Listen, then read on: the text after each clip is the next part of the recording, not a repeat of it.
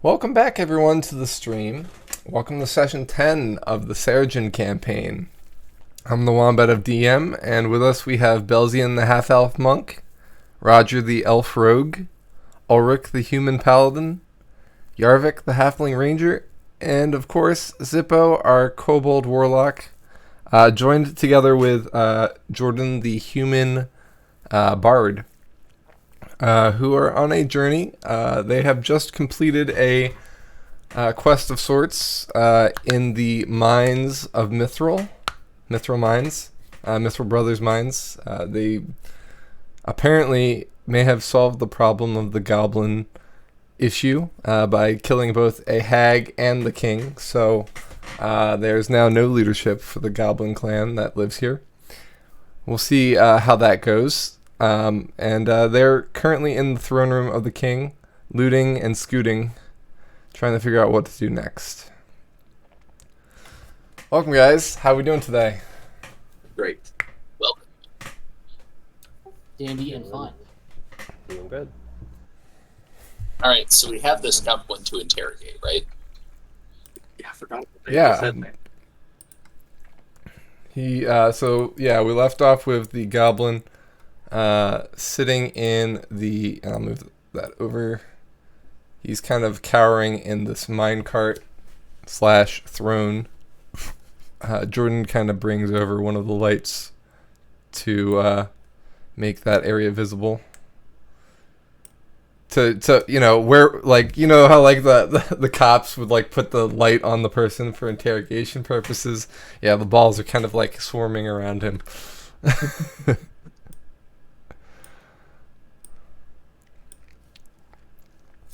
We may need to have Belzian translate here for us.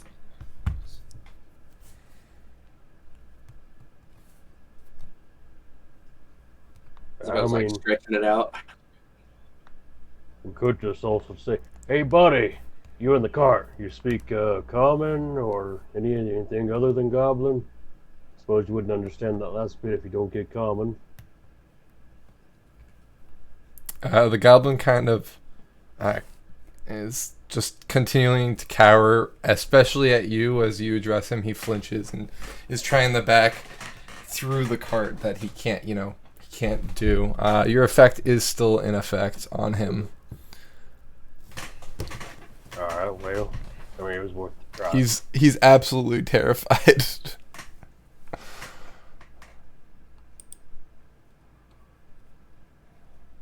Well, we'll ask, and I guess have Belzian translate.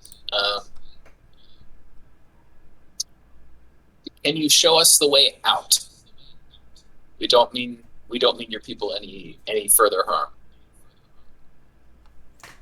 He points a shaky hand down the passage that you came from, the same exit that was your entrance.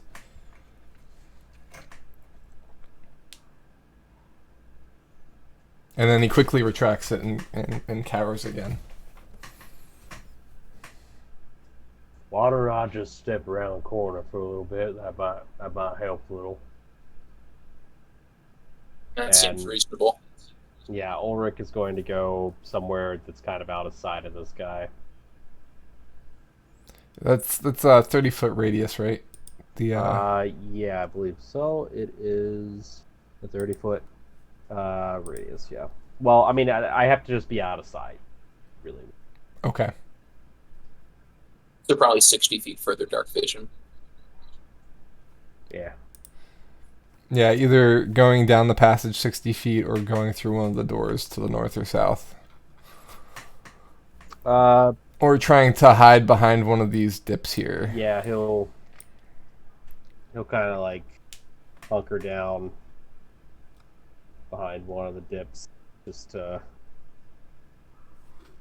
not wander into somewhere bad. Right, yeah.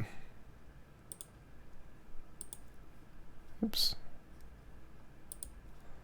Where's the measurement thing? Speaking of those rooms, whenever I'll have Belzian like ask him what's in the rooms if he knows if there's more treasure or not.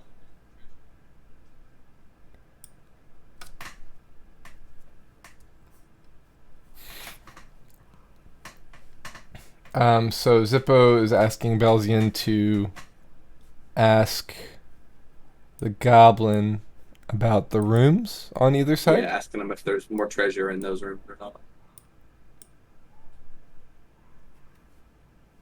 So since Belzian's traveling, he asks that, and the goblin shakily says, "We not allowed in there. Only queen, only king. It's the private chambers. You're not allowed. You don't go in there." As Belzian repeats the "don't go in there," Zippo will like put an Eldritch Blast in his hand. Tell him not to tell me not what to do.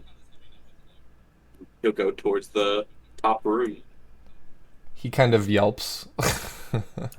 While that's going on, I think Yarvik is going to pull a little bit of dried meat out and hand it over, and just walk over, take a bite, and hand it to our obviously distressed guy in the cart here.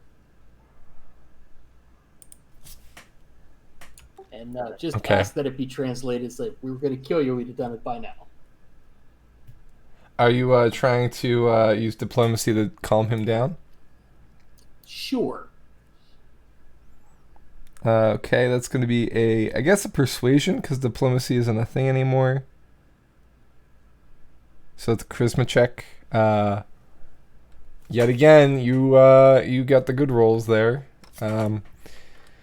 The goblin kind of takes a deep breath, takes the meat and like hesitantly bites at it. Is still frightened of you guys, but is no longer like hyperventilating. Just stay in the cart and you'll be fine. But don't leave the cart.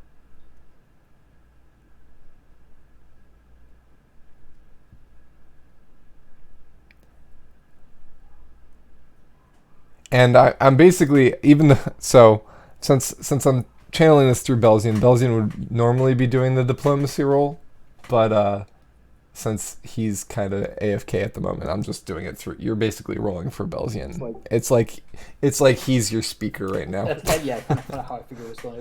I'm just using it. Yeah. I need a translation layer. Yeah. Anybody else doing anything? And I'll move Yarvik to right there by the cart. Did he specify which one was the king and which one was the queen's rooms? He said that those lead to the king and queen's chambers. Okay, so Zippo will go to the top one and like slowly open the door. Okay. So I have not drawn a map out for this, just as so you won't see anything on the map. But as you open the door, you need to make a Constitution saving throw, as a wave of stench hits you. 14. Okay, you become sickened. You start vomiting on the floor. I will shut the door back. And as I'm throwing up, I'm like, guys, don't go in there. God, they must have. I don't even know. You gotta keep it together, man. You're more than welcome to try. My senses are a lot stronger than yours. No thanks. So the stench smells like rotting corpses. Definitely the queen's room. It smells like a lot of bodies in there.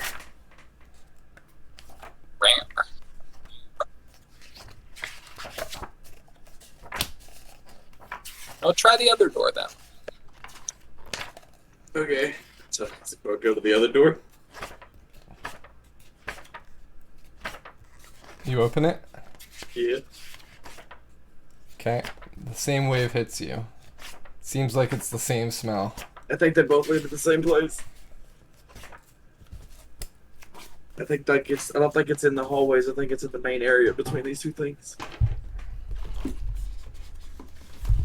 Yeah, and they kind of wrapped in like a U, so you couldn't really see far down the chamber before you started vomiting. I don't know if you've ever entered a room where an animal died and has been rotting there for a while, but it's really it's really something. Pungent. Yes. Yeah, so we'll shut the doors back and just. I think we just leave whatever's in there in there. It's probably ruined by now.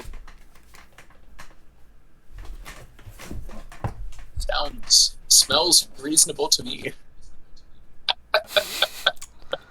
As he's walking over here, he's like, "So are we killing the goblin, or are we trying to escape?" I think we try and use him to get out of here. Meat shield. I like that idea, but he's only tall enough to meat shield me. So Hold on a second, fellows. Maybe this goblin could be more useful to the rest of goblin society. Now that they're missing leadership, maybe he can be elected the new king of the goblins.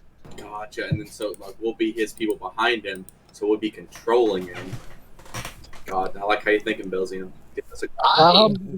I don't want this much responsibility, Zippo. Goblin nation building normally doesn't work out that well.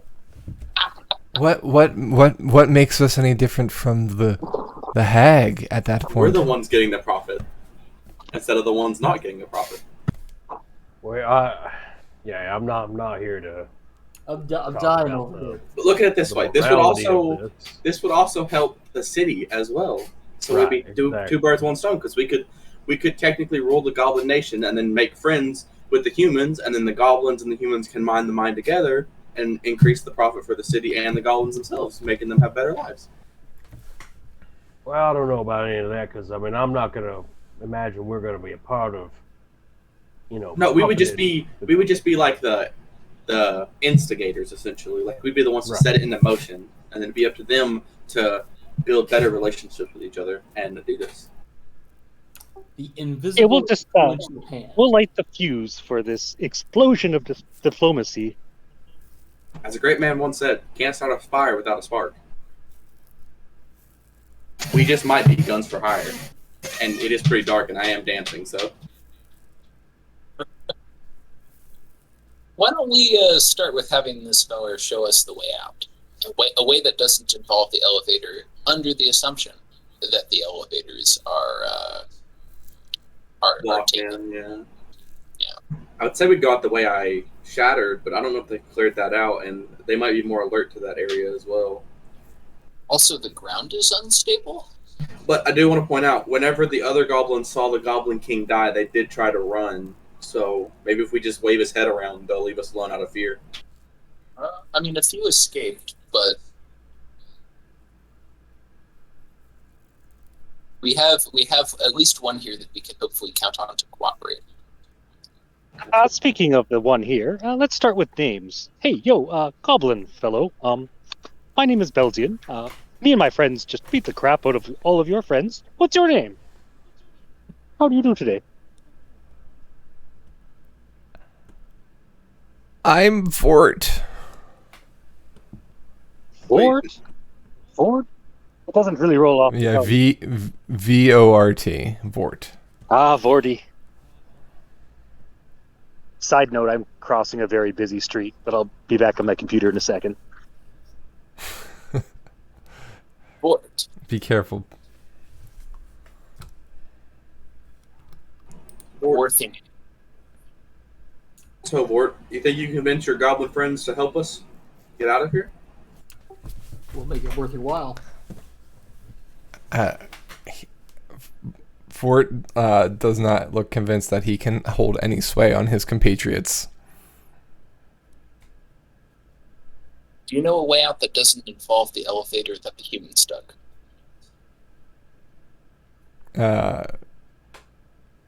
Or spiders? He opens his mouth to start talking about a dangerous way involving large spiders, and then shuts his mouth again as you say, or spiders.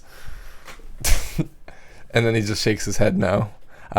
He eyes your size and says, many goblin passage, but all of you, aside from the lizard folk, Kobold. would the kobold would not fit. Okay.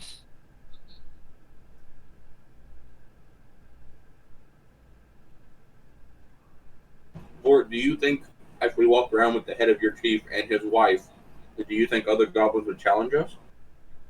Vort don't know. Vort already scared, but many number goblin mean stronger goblin will. That's fair. The pack mentality. I gotcha. We don't mean you any harm, but we need to secure our own safety. Vort wants safety too. How important do you think your tribe considers you, Vort? Would you say you're important?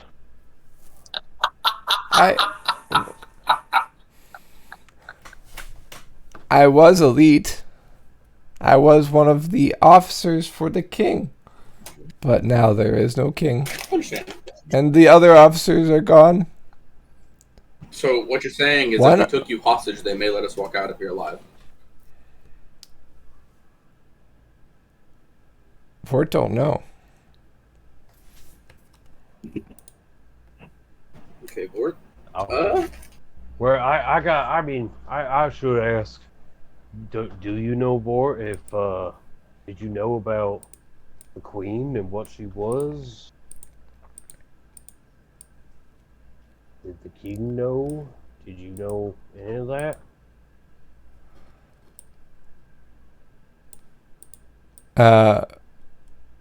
Vort kind of thinks for a moment and says, at first, Vort thought something might be wrong with King, but then everything was fine, and goblins were successful, things were good. Vort no ask question. Alright. That does make sense. Understand. Alright, well, let's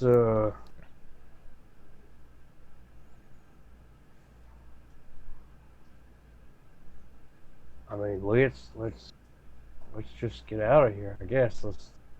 Our friend, our shadow friend came from up there. Does anyone think that's an option at all feasible?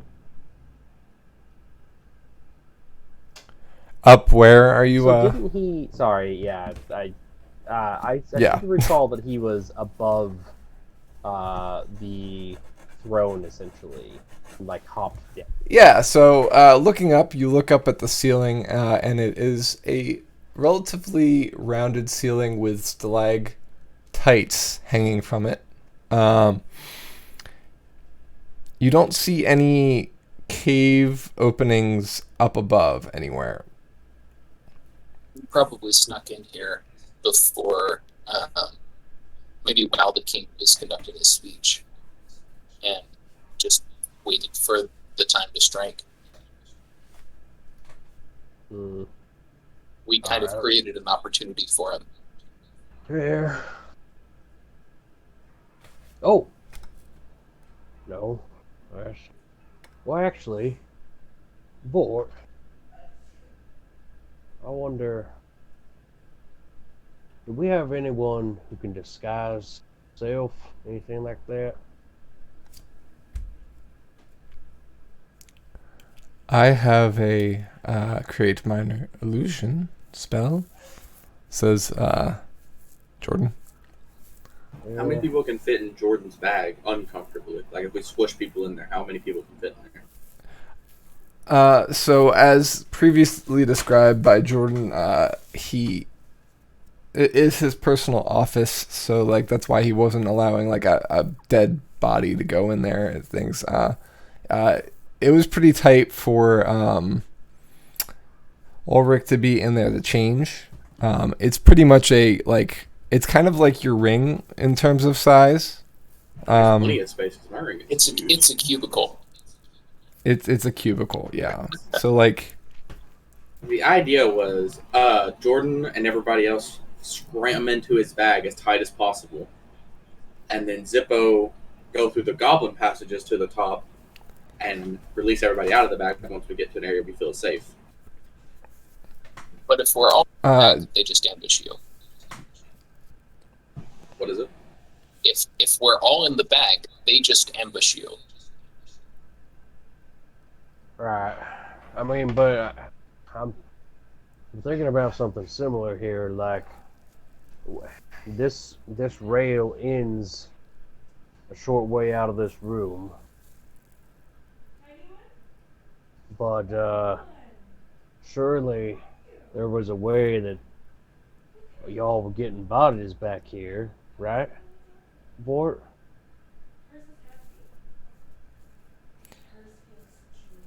When goblin family members die, rather than burying them, Queen asked for them to be taken here, and she brought them back.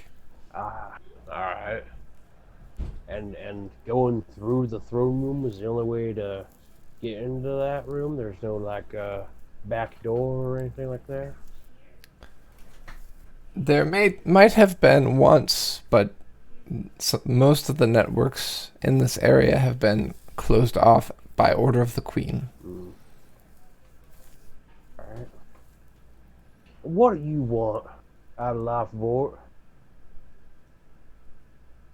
He kind of looks your weapons up and down and says, "My life."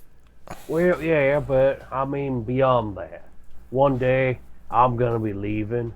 What do you want out of life once I'm gone?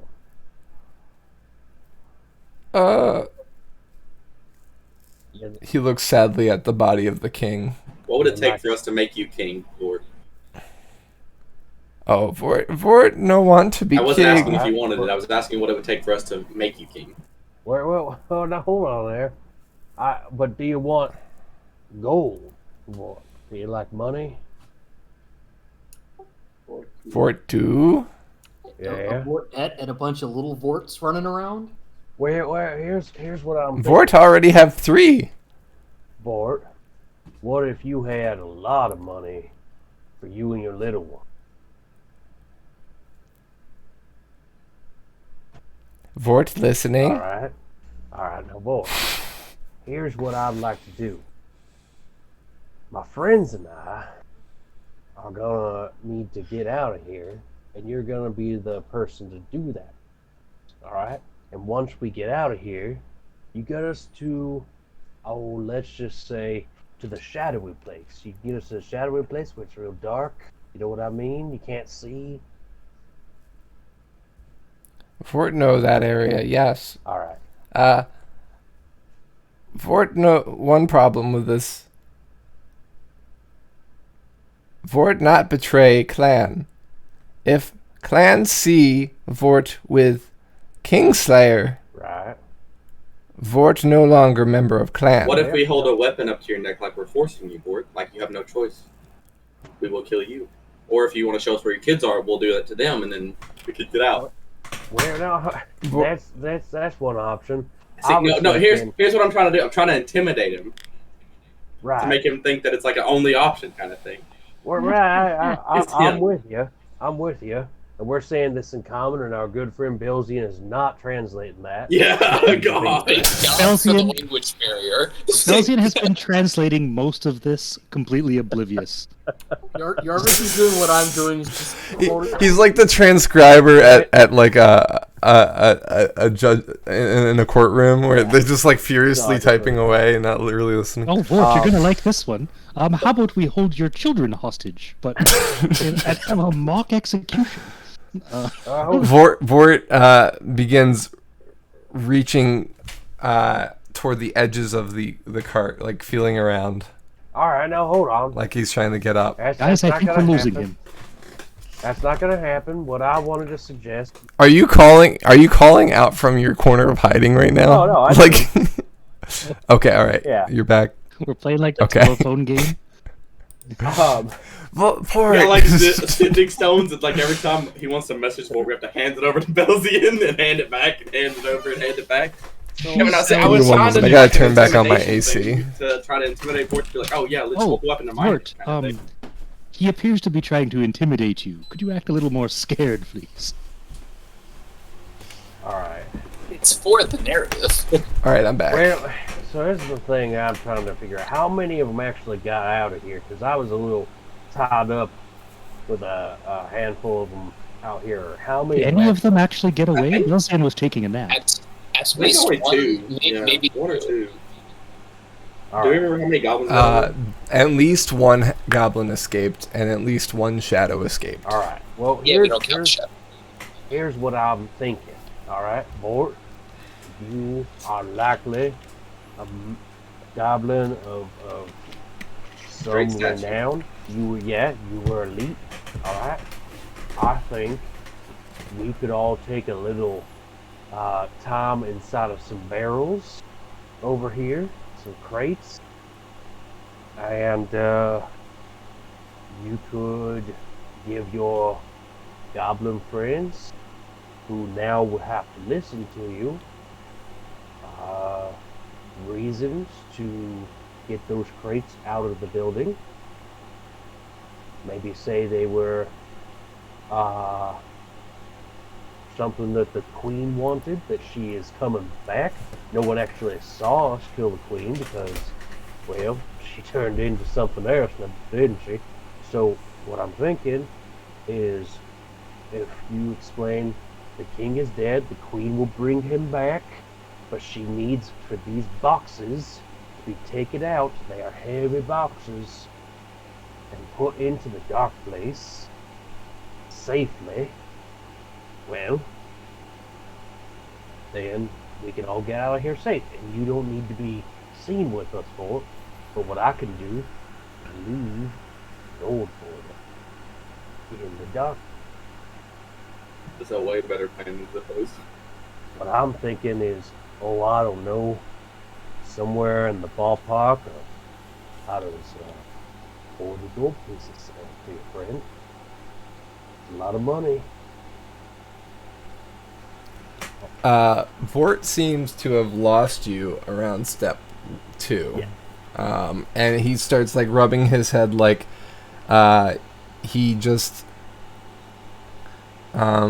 he's kind of still in shock from all of this happening. The king's body being like almost right in front of him is not doing anyone any favors, Vort especially. He kind of has his eyes locked on that body as you're talking. Vort wants you to go. Vort like money, but Queen did enough. Thank you for doing what you did to save clan from Queen. But Vort not forgive you for king. Alright. Well, boys, looks like we're on our own. I think we just run for it. Yep. Yeah, I think it's our best bet. But before we go, Zippo will walk over to Vort and hand him 50 gold. 50 gold. Holy Yes. shit. He doesn't like reach his hand out, so you kind of dump it into the throne. Vort kind of looks at it emptily, but his eyes do glitter. For your losses, Vort, and for the family comment earlier. It wasn't meant as a serious thing. I didn't realize you couldn't take a joke. Does the king have a crown or anything like that? Because we don't need that. There didn't seem to be any crown for the Goblin King. He was not wearing any type of headpiece during the festivities earlier or while he was resting in his chamber. So what signifies him as the Goblin King? Yeah, look at Is it his size? Yeah, like his size. He's bigger than the rest, so he kind of like, I am the king now. You're not really sure how Goblin Society works. Amadeus, you can make a history check if you'd like, since you've had a partner that was a goblin at one time. Sure. We'll roll a history check. I just like the idea of the I have no goblin. fucking clue. Your friend did not really talk too much about his time with the goblins, except how much he fucking hated them and didn't get along with them. But he did often describe that he often had a problem with people that were taller than him, a height complex, if you will.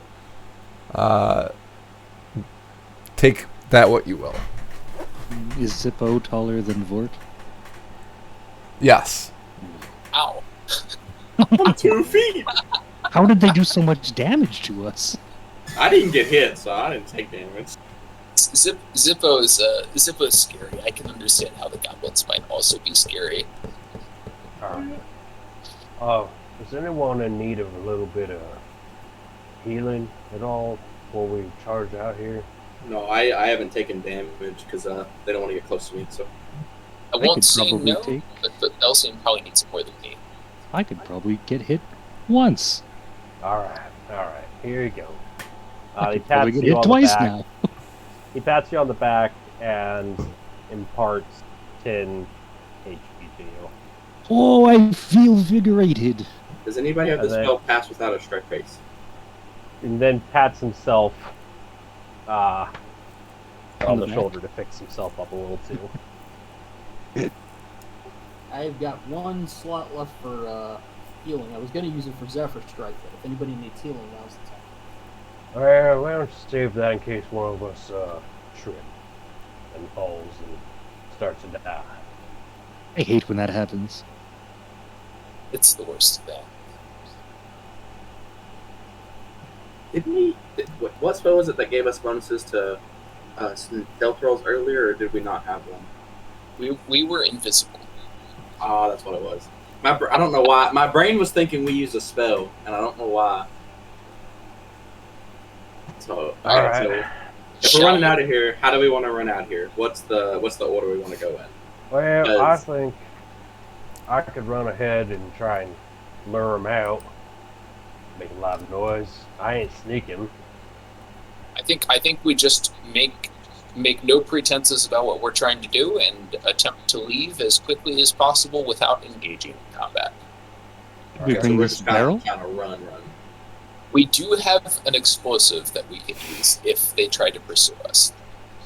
Or we could set the explosive off in here to make them think we're still in here while we're running out, and hopefully get away before they see it.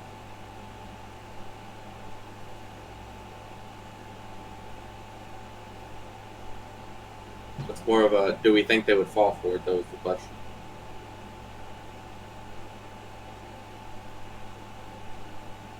I'd rather not bank on that. Yeah, fair enough. Alright, then, well, if we're trying to book it, let's book it. I don't want to be stuck in a small room and have a horde of goblins in front of me. Yeah, I would let's ask book that we it and keep get the, that free we pizza. keep the lights on for those of us that can't see in the dark. Being able to see is overrated. Look, if you can't see them, they can't see you. No, but they can see us. That's the problem.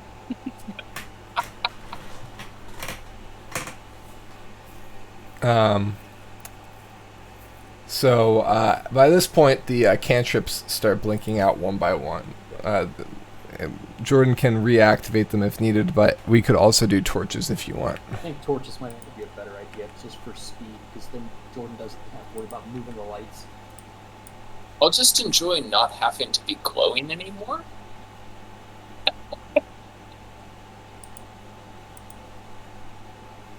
Speaking of which, let me take off your low light that you were emitting. I forgot about that. I'm a On fairy. the fairy fire.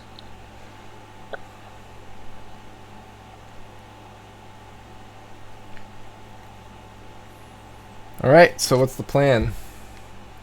Looks like we're going Run to try like to hell. book it out of here. What direction are we going to try to book it to? Are we trying to book it to the spider area or back out the main area where the darkness is? I think Main we area? go to the main area where the darkness is.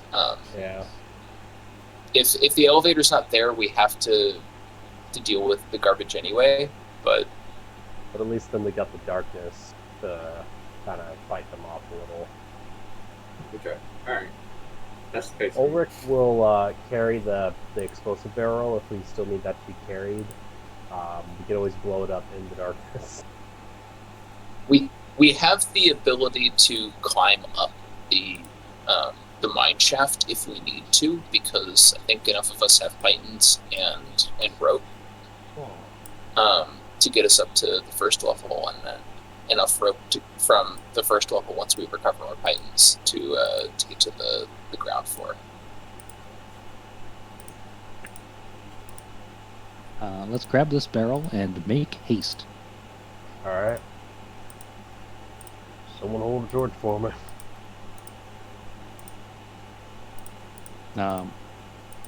Belzian would prefer not to hold the torch while also holding an explosive barrel. Oh, you're holding the barrel? Then never mind. I'll hold my torch. Jordan can hold the torch. Great. Oh, team! Teamwork makes the dream Alright, work. so I'm emitting a bright light. The torch is 30 feet, right? 40. 40. Autobots, roll Does out. it do low light out from that? Or is it 20 and 20? It's 20/20. 20 and 20. Alright. Can everybody see that? Yep. Yep. Cool.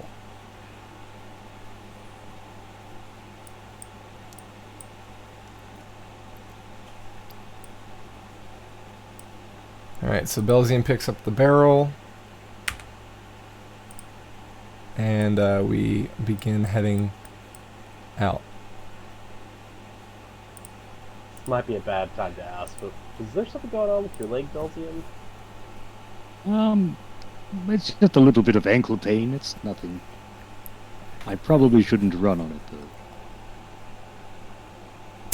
though. It's a good thing No, that you're carrying the barrel. Yeah. I'd like to see you carry it.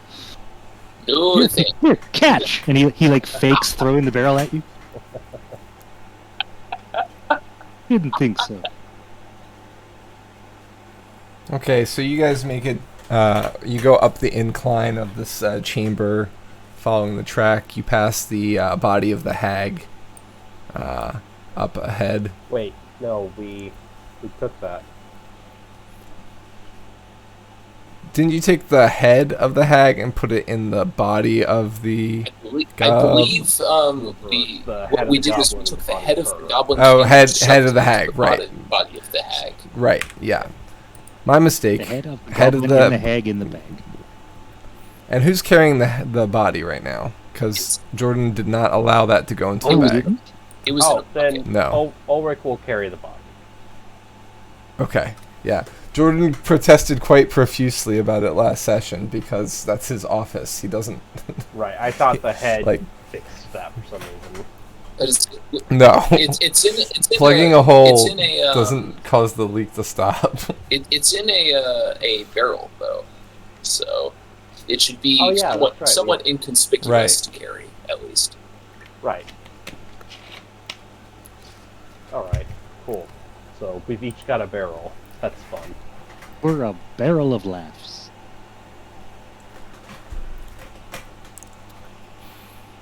All right. So let's move over to the Great Hall. Again, ignore all of these goblins. What? Even that giant one? Oh, wait, that's 9 of them. Oh, right. Yeah, that was the Goblin Patrol. All right. So everybody is in this chamber together. Let me make sure Jordan is casting light for you guys.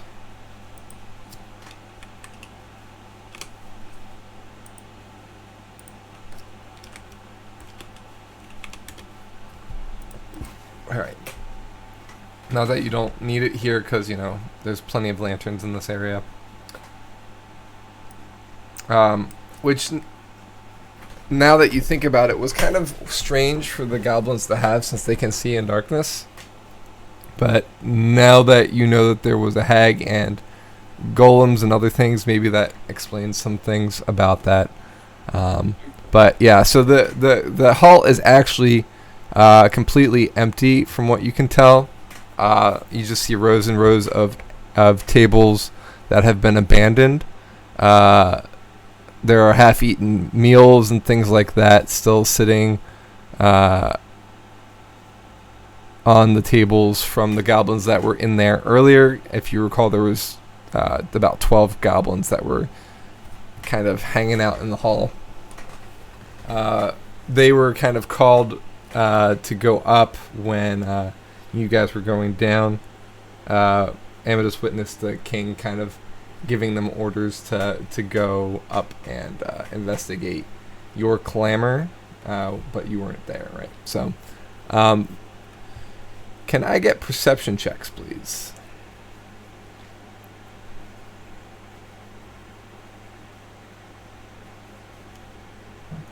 My low rolls continue. 16. 25. Do you get advantage on perception checks, period? No, I Zippo? get disadvantage, so you told me to just roll with the regular number. Only if know. you're in sunlight, though. Yeah, I only get the disadvantage if I'm in Right.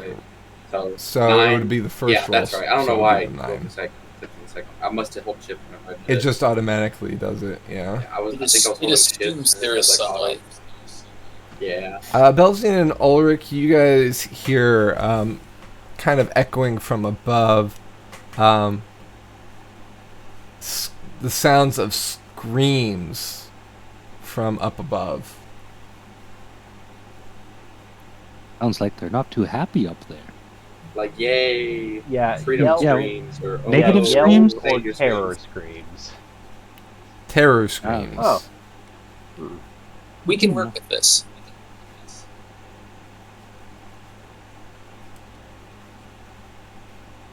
Alright, Maybe. well. Maybe they're having some bad dreams up there or something. Didn't we wake them all up? I think they'd all be down here if they were all awake, looking for us. That's fair. That's fair. Maybe they went back to sleep. I know I would. You also hear the faint sound of combat. Hark, what is that? A battle? Mr. Shadow Man. All right. Forgot about that. If we beat him to the elevator, we don't have to climb out. Yeah, you're not wrong. I mean, Alright, well, I mean, let's hoof it. booking it upstairs. Sad. Last one there's a rotten egg. Okay, so you're going to be going up the scaffolding? Nope. Is that what I'm hearing? Yeah. Yeah. Yeah. Okay, you begin ascending the scaffolding. The combat gets loud enough that all of you begin to hear it as you start ascending the scaffolding. It gets louder and louder. You hear it right behind the door on the first level that you reach of what you assume is the bottom level of the living quarters. As you recall, there were 5 doors in total along the scaffolding, the top of which being the one that you came through originally. Nope, not getting involved. Roger's gonna keep going up. Okay. Second level seems to be fairly quiet. Third level seems to be fairly quiet, but you do hear combat on the 4th and 5th level as well. All straight to the top.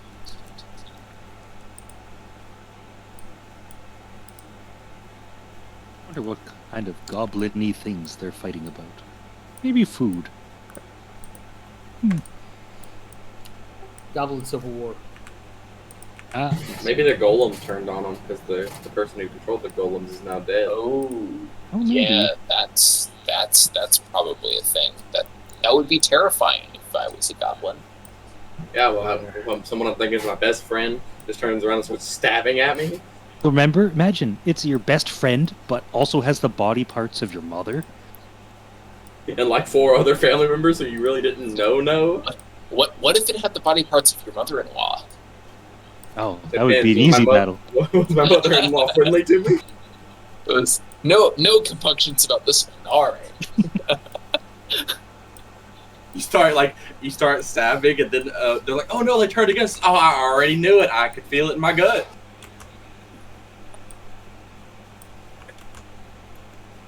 I think we're going straight to the top. Yeah. All right, Yeah. you're at the top.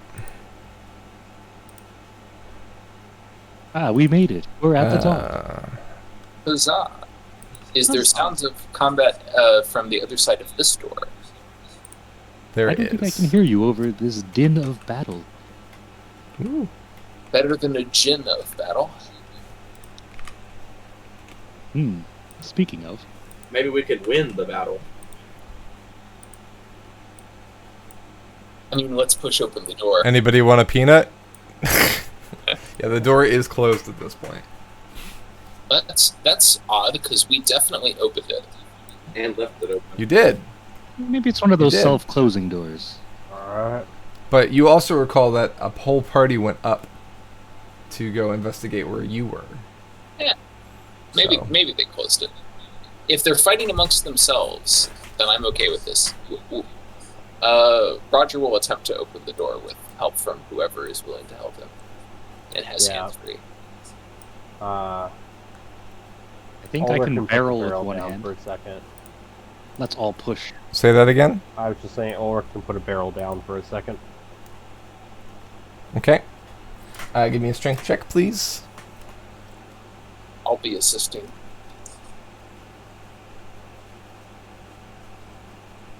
Hey. Oops. You kind of like kick the door open.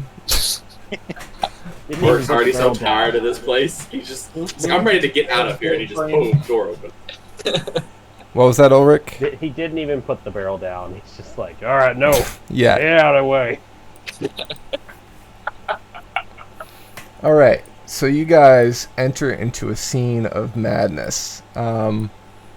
So there's goblin and golem bodies littered everywhere.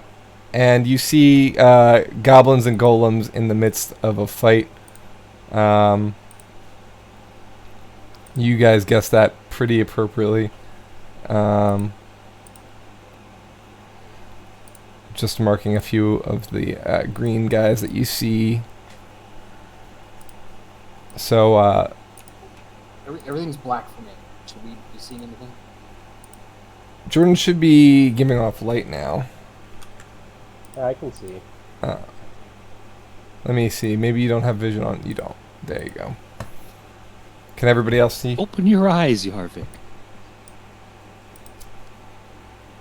Yeah. Can you see now, Yarvik? Do we spend time killing golems to try and get some goodwill with the goblins, or do we? I think all goodwill we had was gone when we kind of murdered their king. I mean, given Vort's reaction to it, I'd say probably best if we just dipped and ran right now. Yeah, that's fair. You guys remember Vort? So long ago. Who? Vort. Yeah, It's yeah, not let's important. just do it. It's not. It's not It's important. like- Indeed. Ulrich is just moving. Yeah, let's just look at, I guess. Belzian says, All "Oh right. no." Anyway, Some of the goblins kind of exclaim your arrival, but are kind of in the midst of combat and have bigger fish to fry at the moment. The golems are just like it automatically like swinging at things like non-discriminately. You even see these two golems over here are actually attacking each other at this point. If They are just in attack mode. if I have the opportunity, I'll take a pot shot at one of the golems fighting one of the goblins. You could shoot this one probably right here. Yeah, I'll take a pot shot at it. Because why not?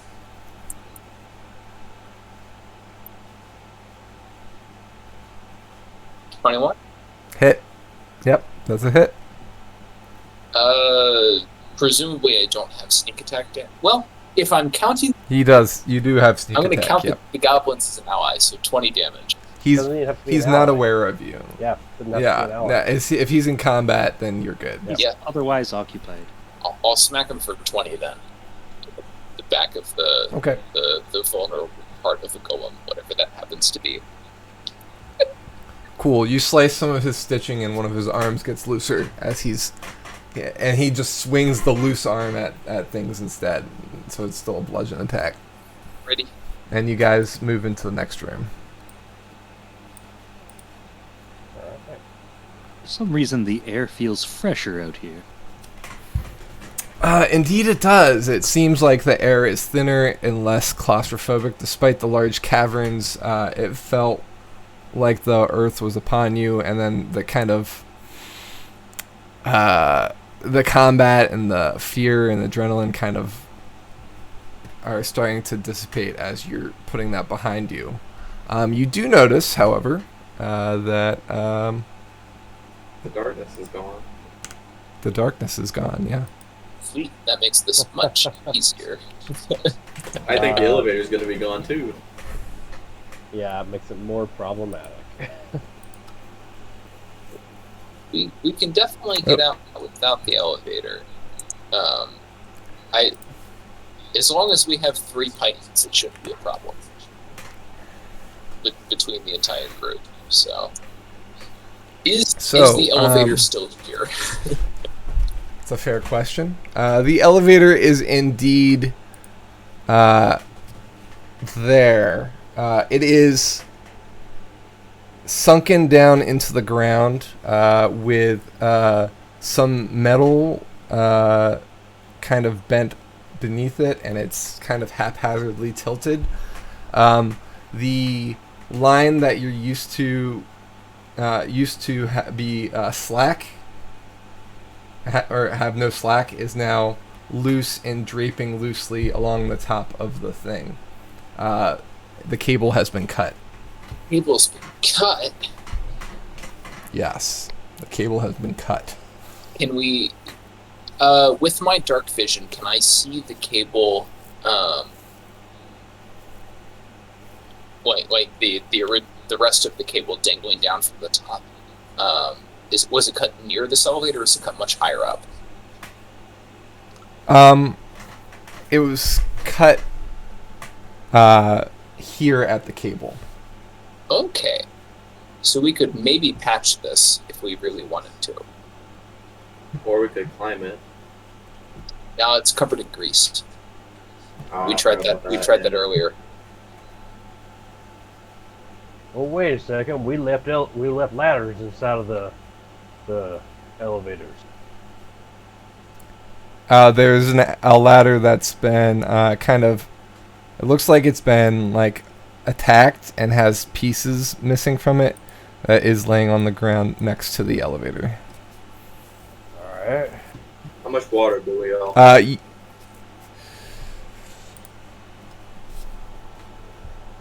you say how much water do we all Yes. have?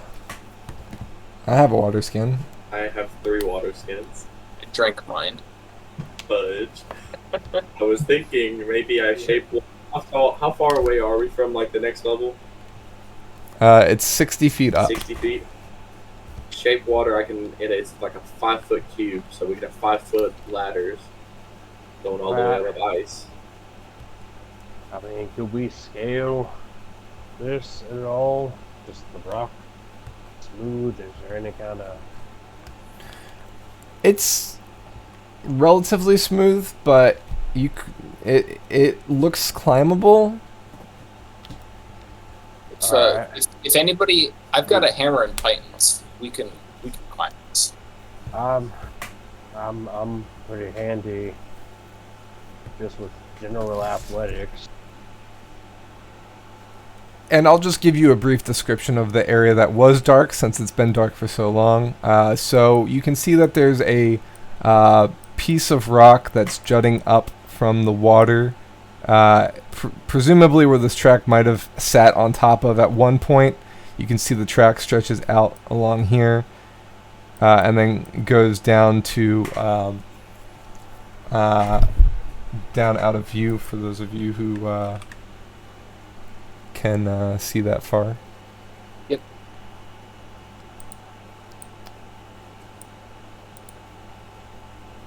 We can see some exciting things if I get up close to the edge. So, the waterfall seems to be coming from that you guys have heard the last couple times is over here on the eastern edge, and there's a water, kind of like a reservoir of standing water here. You're not sure where the water flows to, but it seems to be fairly still in this pool. I mean, what I'm thinking is we get our ropes timed together, get one of us up there. I'm thinking me in this case. Then we slowly start to pull people up with the ropes. We have someone stay down here with the barrels so that we're not carrying extra weight while climbing. And we use the rope to secure with whoever's down here. Secure the barrels, pull them up. Not that I don't want to hop across the way here and try and see if there's a path through that waterfall. I just, I'm less of a jumper.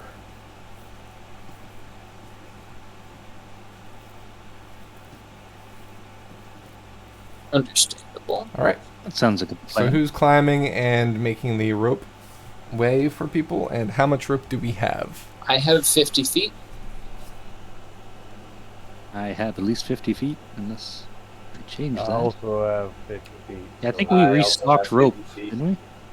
We got like 600 feet of rope? No, 300. I figure 83. if we just Math degree. one of you gives me a rope and I'll take my No. 50 and that should be enough. Ulrich, no offense to you, but you weigh a lot more than me. And that's not because of your diet, it's because of your armor. I'm happy to go up instead of you. Well, that's, I mean, one of us, I figure one of us is probably the best to climb, so. I feel like you'd get a bigger boo-boo than me if we fell down. See, I was thinking the exact opposite there. I think you're in a little rougher shape than I am, and if you fall, ain't you gonna be in a bad way? Ever since that handy-dandy pat on the back you gave me, I've been feeling pretty chipper. Wouldn't Alright. Roger be our best option for climbing? We could just throw Zippo. I don't know if I can punt him 60 feet. I've been thinking about it. Fastball special. And I mean, I've been really thinking about it since before we came to this conundrum.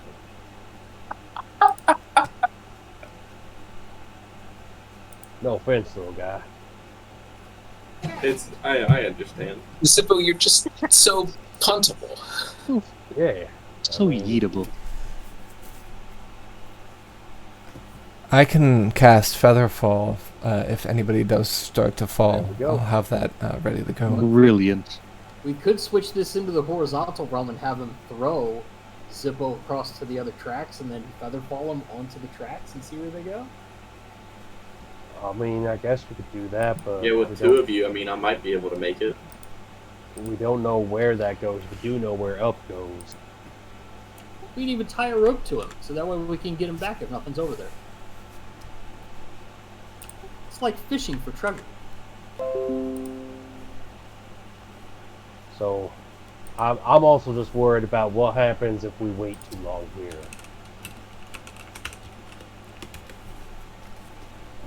Yeah, you can still hear evidence of fighting in the other room, but it does seem to be dying down. It's no problem. I'm just throwing stuff out there. Yeah, I mean, I'm with you. I just think we need to make a decision no matter what we do. It's gotta happen now. Climb. Climb, climb. Alright. Climbing it is. Thankfully, I really didn't want to be thrown.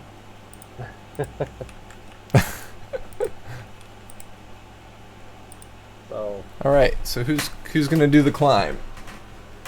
Well, since Featherfall is now a factor, do you want to flip a coin? yeah, sure. Let's do it. I call odd. I'll roll a 1d2, whatever that means. That's odd. That's odd. Here I go with Up you go. 100 feet of rope. Bring some pythons with Have you tied the ropes together? He'll be carrying the ropes for now because he can tie them together at the top.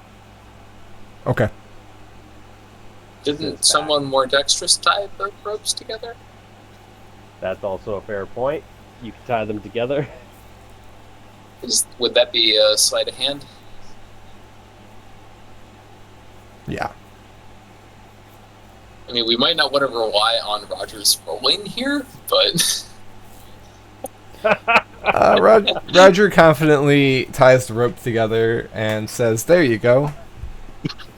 And he says, "Here, give it a good tug," and it kind of falls off. It comes apart. All right, but let me just give this a try real quick. I'm pretty sure that's how you showed me how to do it that one time when you plastered. Do you guys need help? Fucking hell. Unbelievable. Let's if you could Poor Amadeus. if you could talk to the Got dice this. gods, Atomic, please vouch for me. Just tell them I'm an okay guy. Zippo will make a point of tying his own rope to itself just to show Amadeus or Roger how to do it. Like, no, Roger, this is how you do it, okay? Right.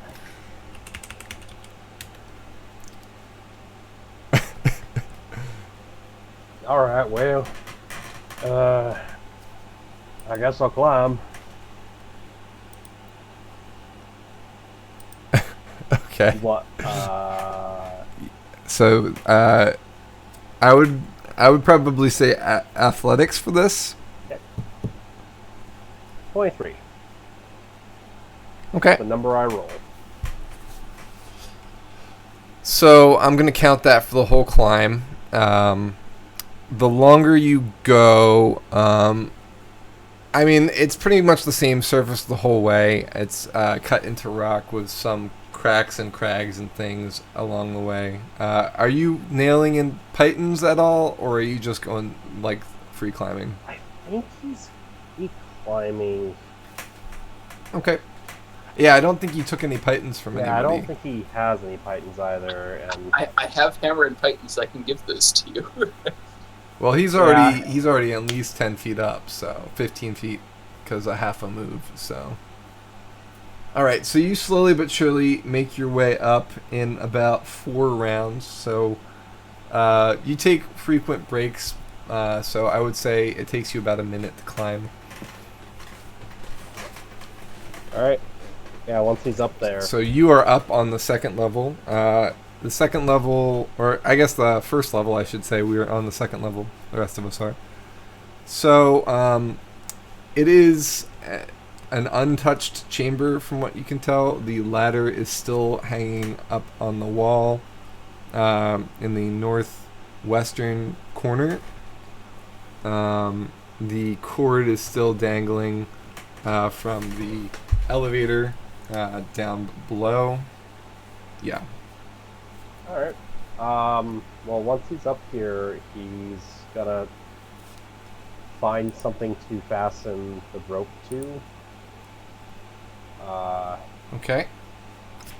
So the easiest thing that you could fasten it to is either part of the elevator kind of base, Okay. or the track, which has been torn up a bit. I think he'll go with the elevator base, and he'll also be holding on. So, like, he's going to fasten it to himself, to the then through the elevator base, and then throw the rest down. Okay. So you're tying it around yourself, Mhm. or you've had it tied on yourself, I guess. Eh. And then you're looping it through, and then throwing the rest back down. Yep. So a substantial amount of rope falls down the elevator shaft and hits Belzian in the head because he's kind of watching from below. It doesn't do any damage, but you're like, "Gah!" You know, it doesn't feel great. All right. All good.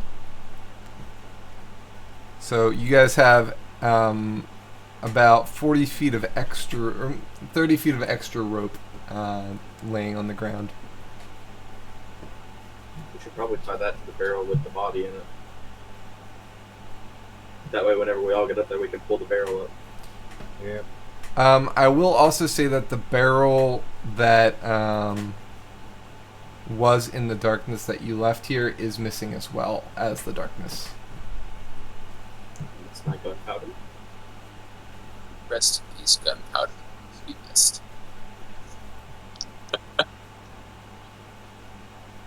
That's my second child.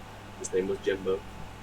I'm gonna What's your say first child? Roger should Jethro. probably go up last, just in case he fails the roll somehow and drops down and he doesn't take anybody else with him. Oh wait, no. See, I already No, I wouldn't prayed it for be- you in chat. Shouldn't it be Jordan that goes up last?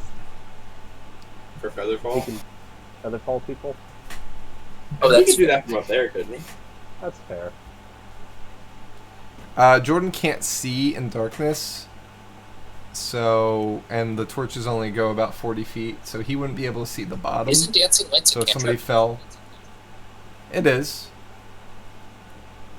That's concentration, isn't it? And so is Featherfall. We can leave I it. don't think. I don't think Featherfall is, I've no. never used it. Jordan can concentrate once he's gotten to the top. And we can leave it. Yeah, Featherfall isn't concentration, it's an instant. And we can leave a torch down here at the bottom. So Yeah, that'll add 40, and we have a torch up top too.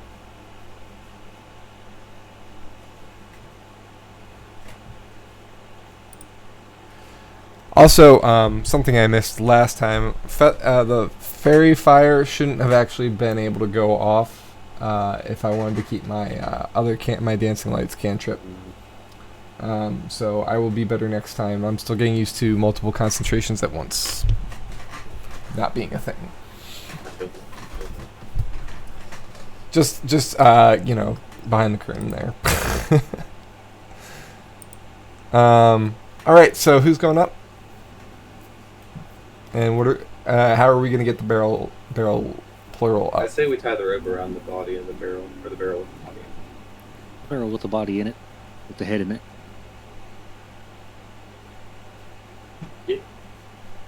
I think that would be the best way to get it up, because we could all go up, and then all of us combined should be able to pull one barrel up. I guess I'm down here. I could tie up this rope to the barrel. How hard could it be? Unless you're Roger.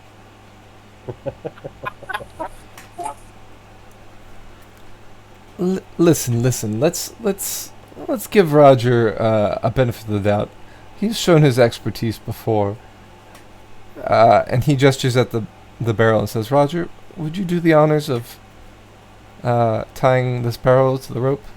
Prove these gents wrong." I'll do my best. Zippo's gonna be like right over Roger's Um, shoulder. You, Sorry. Just So, don't ask while- me to roll dice. while Roger is tying, Jordan is kind of like whistling to himself, is what I was gonna say. He's whistling to himself, and you suddenly feel inspired, like you know exactly which not to tie. So go ahead and add inspiration to bardic inspiration to that. So it's I believe 1d6 right now. Okay. The barrel seems to hold, like it's a basic knot. It's not doesn't look like it's going to come apart, but it's not your best knot, you know that. It's not. Is that a full Windsor? You can't see this. Hey, So I was just gonna look at it like, okay. unfortunately, Ulrich will see the snot when he pulls it up to the top. Mhm. If it makes it up there.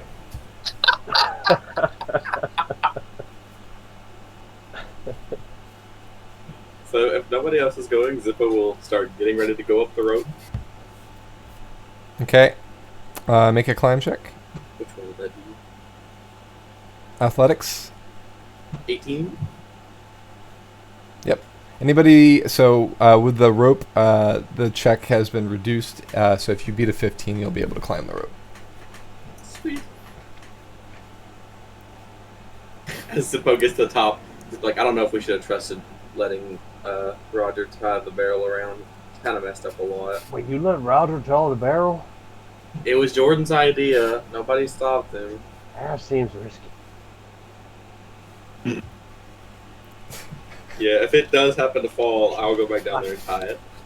Roger's a top-notch assassin. He's great at subterfuge, but not. Yeah, they really are knots around him. They just don't exist. Belzian's a little nervous about climbing this great distance, even though he's seen two people do it, and he knows that there's feather fall. He's still a little nervous. His palms are sweaty. There's Flintstones on the TV already. Spaghetti.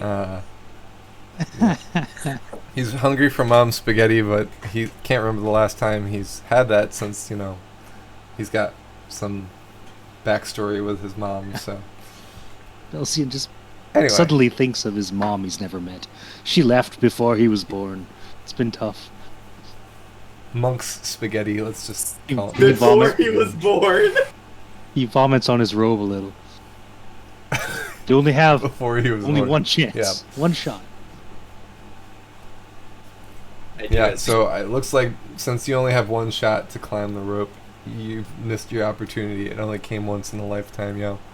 I guess I'll stay down here Um, forever then, fellows. Alright, so is Roger going up? Or is Yarvik going up? I'll go. I'll go. It's the puns are getting deep down here. Roger's kind of rolling on the ground. He looks to be in pain. So, all right, go ahead. Jaeger climbs up with ease.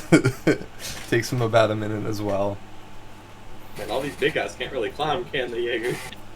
God, you guys are lucky. Hey, you got hey. up what you did. I'm the biggest of us. I climb without the rope. Thank you very much. That's fair. Gotta get you some claws.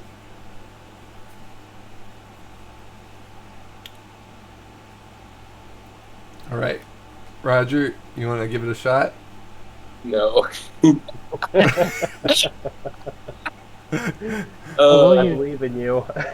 Well, you're down here. Do you want to give me a hand? Maybe I could use some Yeah, assistance. let's help Belsian up first. So can you help me? Can I roll with advantage? Yeah, but you can try again. If you could roll without my bad luck.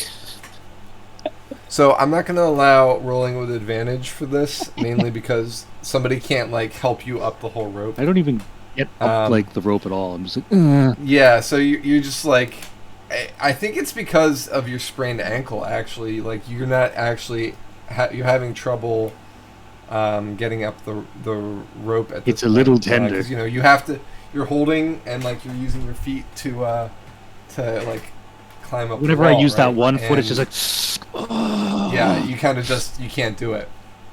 I haven't even had to make you roll with disadvantage, which I should be doing, because you're already disadvantaged. So, what we'll probably have to, Jordan kind of is looking at this. He's like, I think what we're going to have to do is you're going to have to ride the barrel up, Belzian. I'm gonna have to tie you to the rope, Belsian. oh, how lovely.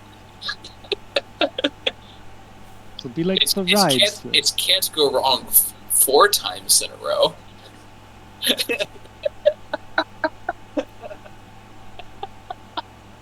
Elzian appears to be praying. Not just for you, but now also for me.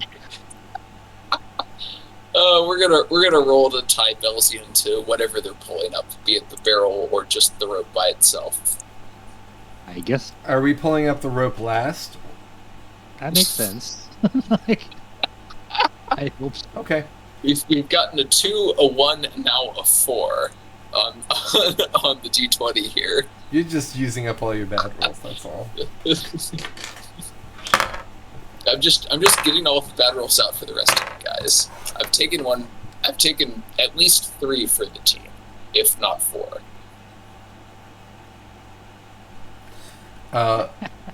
So, shall I go up next? Unless you want to get tied to this barrel too. It's only got one side though. Yeah, you might as well go up next, Jordan. I have a feeling I'm going to be down here a while.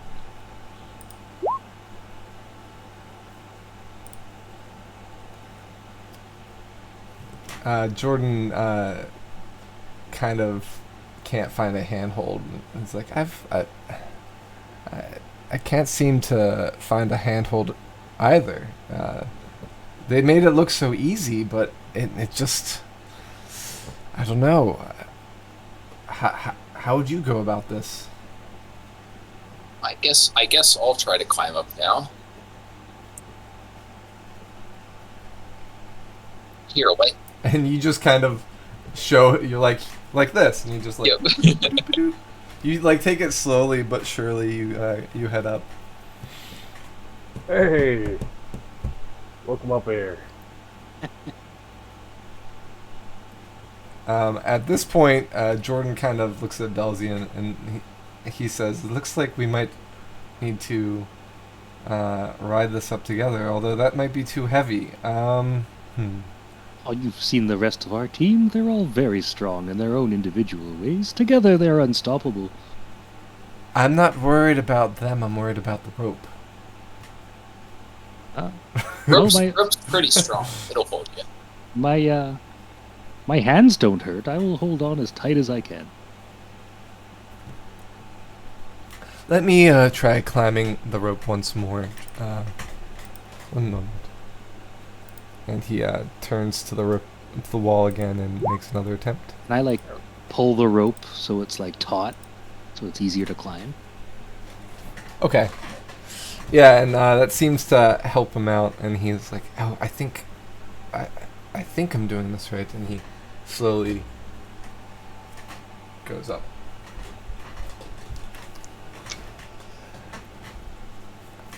All right, it's just Belzian down there. All right. And our quarry. Let's pull him up. Getting pretty lonely down here. All right. Who is pulling aside from Ulrich? Anyone? I'll help him. Okay. Ulrich, roll with advantage. Always left me to roll. That's going to be a straight strength check. No, we could do athletics. We can do athletics. All right, it's a 17 and a 15. Okay. Less than I can roll. How much do you weigh, Belzian Belzian? weighs 130 pounds. He's very tall and very slight. So that's tiny. Yeah, that's enough. So, you begin pulling the duo, the barrel holding Belzian's holding a barrel while also trying to hold on to this. So, Belzian, I would like you to The barrel's tied. No, the hag barrel is tied. Oh, you're the bringing barrel the that's dynamite barrel with you? He's got the dynamite barrel, All right. right? Or are you leaving it Oh there? yeah, we're bringing the dynamite barrel. It is my understanding that this is a very desirable barrel. And who am I to let my fellows down? Okay. Belzian's trying really hard to make friends. Oh no. Poor wombat, look at this. I'm thinking. So it's too bad that there's not a skill check for barrel handling, only animal handling. According to my inventory, I also have an extra barrel, because monks start with one. So there's just another barrel floating around somewhere. That's it's gonna be like a small Like a barrel, tankard? like yeah, almost like a tankard. growler. Yeah, but like something that you could store like a purse or something like that.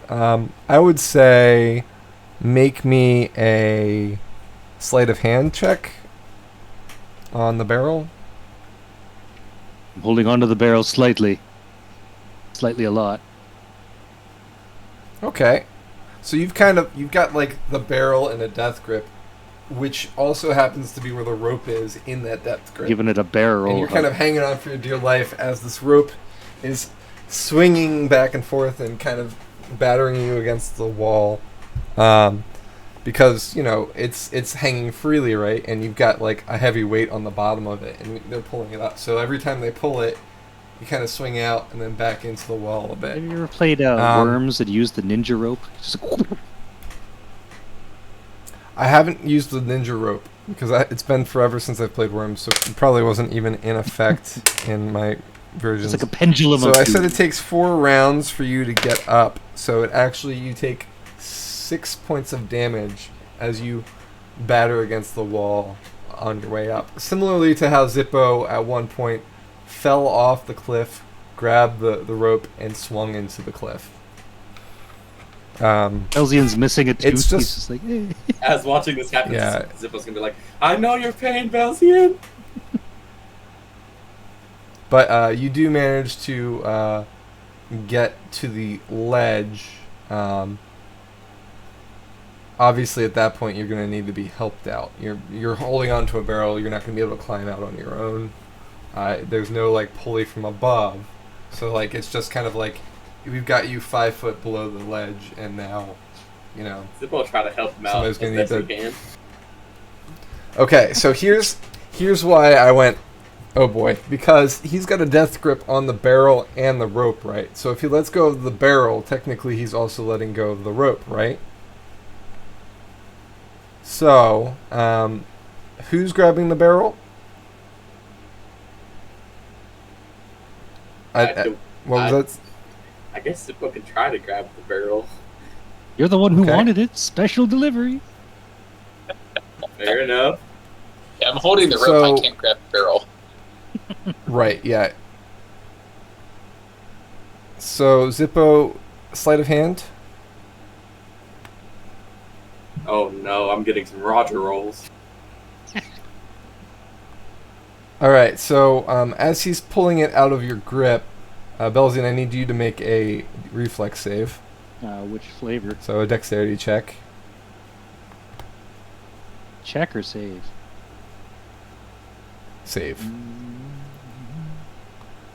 Perfect. Okay, so Zippo pulls the barrel from your grip.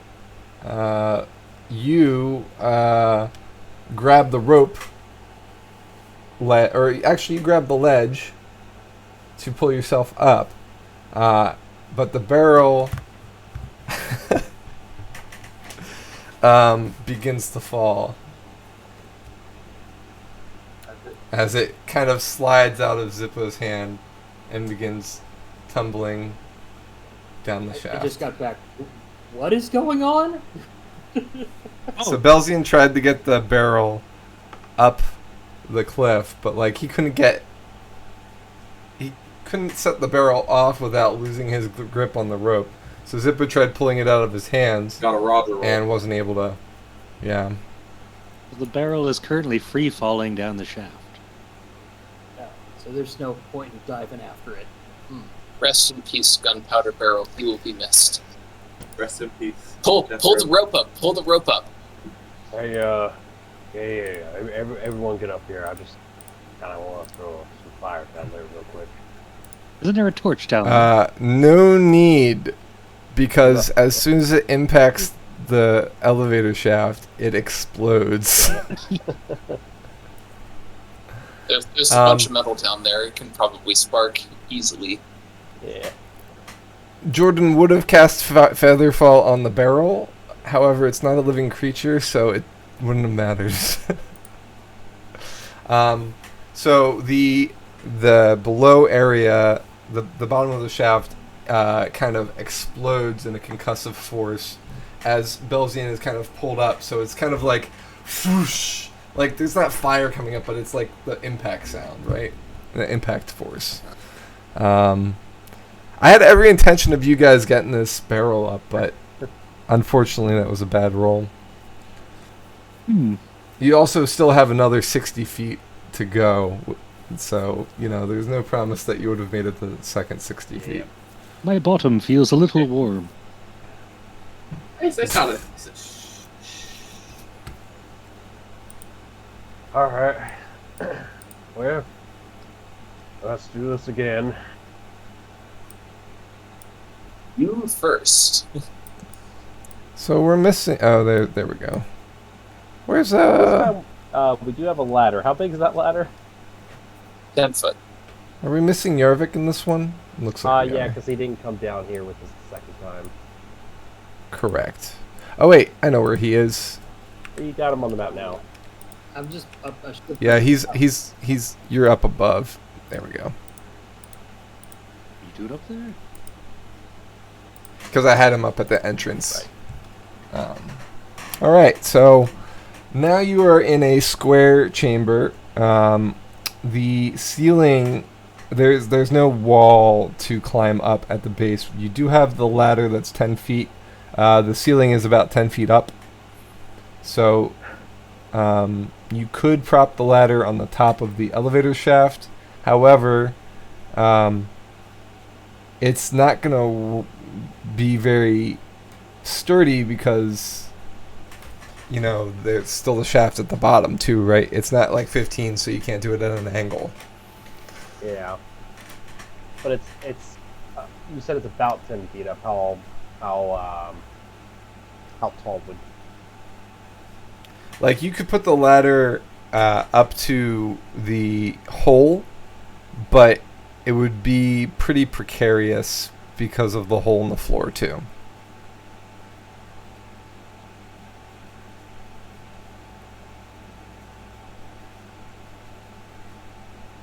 I'll remind you, you also have the ladder that you set across the canyon to the east, Roger.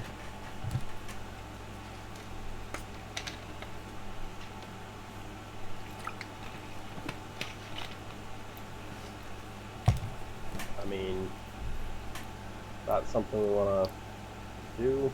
Like, We could try to, hear me out, this crazy idea. Shape water, enough ice out there, thick enough that we could get on top of it with the ladder. And then all of us go up. And as soon as I get up to the very top and we're all up there, I'll drop the shape water and let the ladder just fall. The shape water is a 5-foot cube. So it's 5 feet tall by 5 feet wide, by 5 feet, everywhere. It's like a 5-foot cube of water. So if we could find enough water, I could theoretically do it.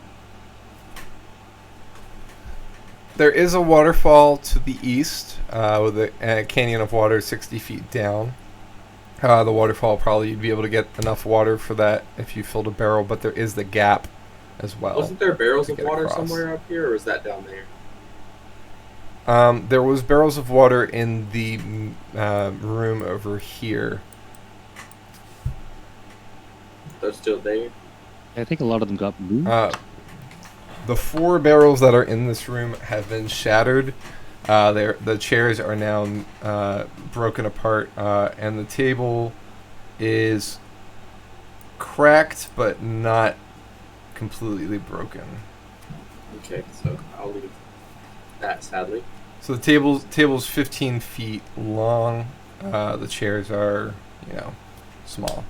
Do we maybe want to get the table and set it across it? Like the hole in the floor? Sure. yeah, we could do that. Yeah, that sounds like a good idea. Yeah. Mhm. So some of you Yeah, you can do bigger that. fellas want to come over here and grab the table and slap it in there? Yeah. You take one Oh, end, yeah. I'll take the other. Great. Yeah. We'll work in Belzian and do that. I Pivot. give Belzian a hand with his sprained ankle. I'll just hop on one foot. That's way to get rid of the sprain is just cut it off. Get you a robot foot. We'll see how bad it Belzian, gets. Robot man.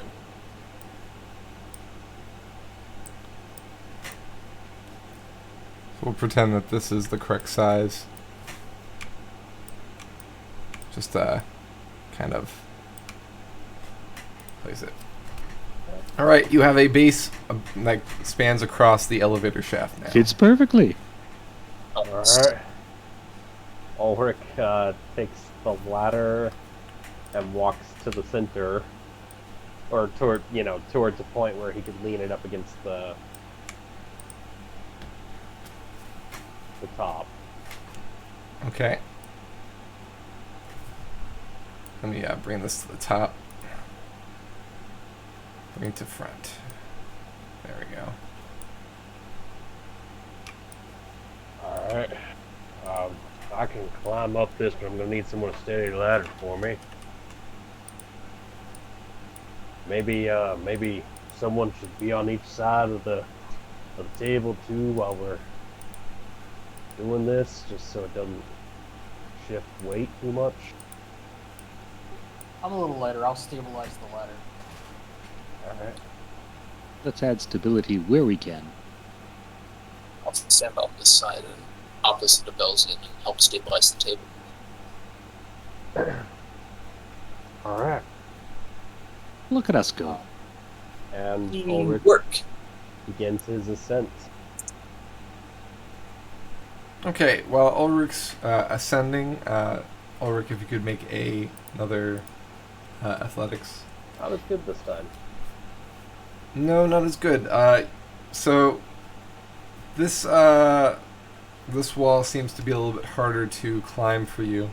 You're not able to gain purchase at the top of the ladder.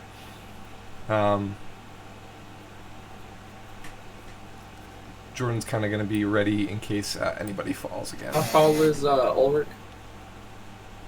He is 6'3". Okay, so Ulrich stands at the top of the ladder. How much space is left between the top of the entryway and Ulrich?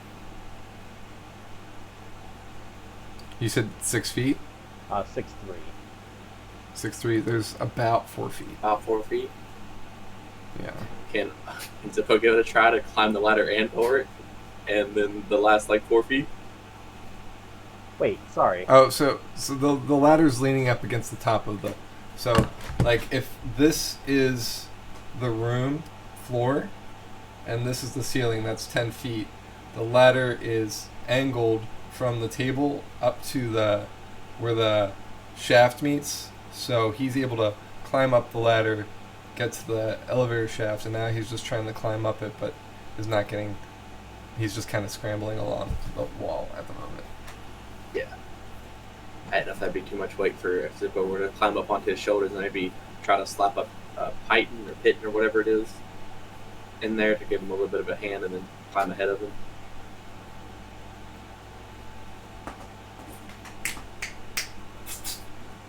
Yeah, I mean, we could certainly start that, right? How tall is the shaft? Is it 60 again? It's another 60, yeah.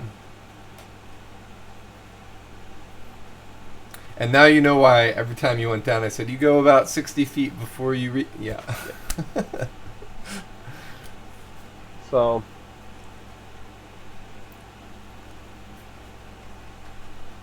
Yeah, I mean, if Benji, stop. someone else want to give this a go, or maybe hand me some patents, I can try and hammer them in.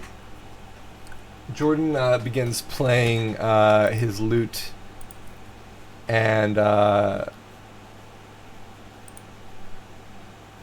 basically, and this is his last inspiration, by the way. He sings "May Saren bless our paladin, who climbs a shaft so sweet."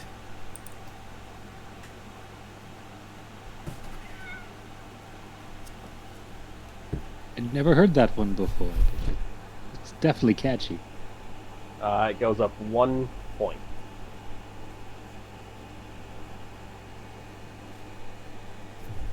Yeah, I see that. The exact same roll? Happens. No. Oh, One okay, less. yeah, no, my One thing's a less little than- slow, sorry. Right. 1 less than 2 on the DC. Ooh. Alright. Benji. Alright, I'm feeling like you and me maybe need to switch places here, Roger. Alrighty. I'll give her a go, although athleticism was never a strong point of mine.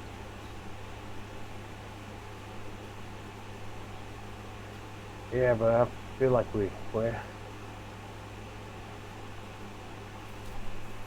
I did roll better than than Ulrich, but not by much.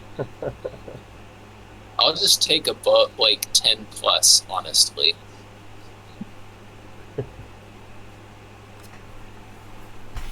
I will be using my pythons and my hammer on the way up, though. Okay. if you're going to be using pythons, that'll lower the check some. However, you're not able to climb the wall still with the pythons at this point. Well, you can, but it'll just take longer. We'll do it that way. So basically, you're driving a python in, and then you're going up that way, and so on and so forth. So rather than making a check, you're basically taking actions to like go. How many pythons do you have? I have 10. Okay. I'm going to make a python for every 5 feet. Okay. To get up. So it's like doot, right? So that would be 50 feet, which means you have another 10 feet to go before the top. But you're carrying the rope with you. You can try and make a check at that point, and I'll let you do an acrobatics check from here, because you can actually leap up 10 feet, right? Whoa. Well, in theory, that's the thing I can do. So you can move 10 feet and jump a number of feet, 3 plus your strength modifier normally, and then your acrobatics kind of adds to that, right? I have rolled a 23 on my acrobatics. Yeah, so you like make your way carefully up the slope, and then you get about 10 feet from the top, and you just kind of make a flying leap and grab on and pull yourself up. It's a shame nobody saw this. Anybody who can see 60 feet into darkness can. So Zippo and Belzian. Good job, Roger. Belzian is nodding. So I'm going to say at this point we should take... so Roger, you get to the surface. There's nobody around where you are at, but I think at this point let's take a break. Sounds reasonable. All right, so we will see you guys back in about 10 minutes.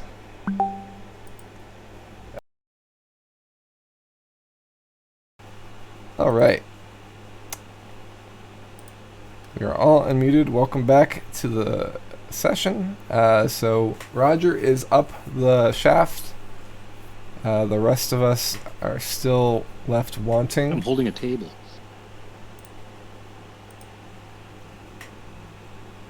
Yep, likewise. Helpful method. I'm watching as my Where plan goes Yarvik's together. holding the ladder.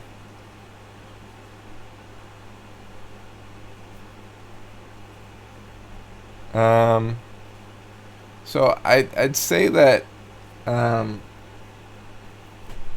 we're probably going to want to try and do the same type of thing, right? Is there anything else we need to do on this floor before we go up? I really want that chest, but I have no way to take it with me, so I'm going to have to leave it, I guess. We did acquire a key recently. I don't know if it's the key we need or if there's 3 keys we need. Pretty sure we need 3 keys. Hmm. If you want to try the key, I'm not against it. What was the key made of? Platinum. Are we able to melt it down and make coins out of it? It's probably worth more as the key to something. Hmm.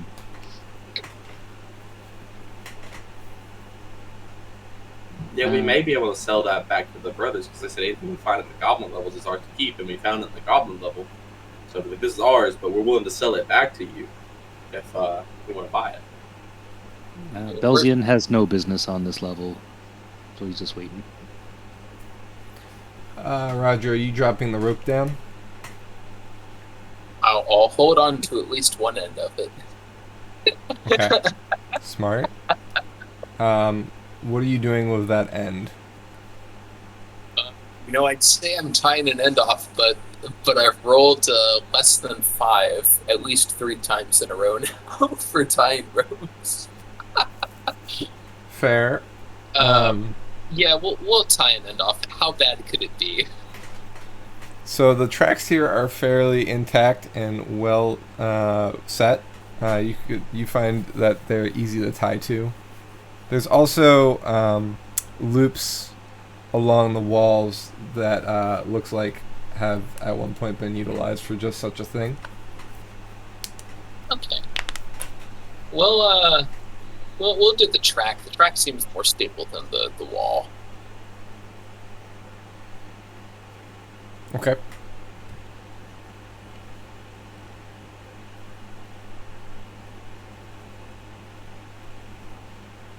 Oh God.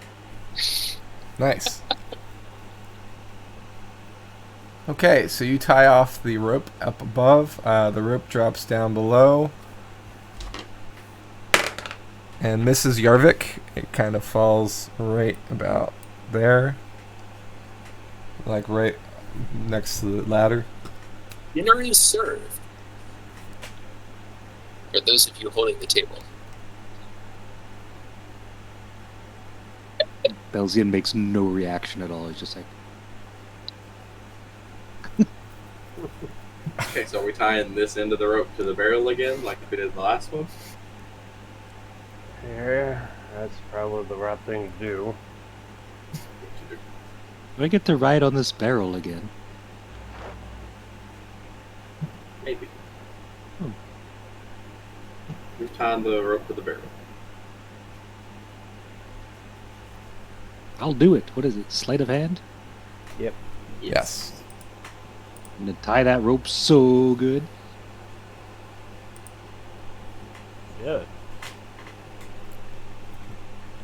Belzian quickly loops the rope around the barrel and then himself with the extra bit.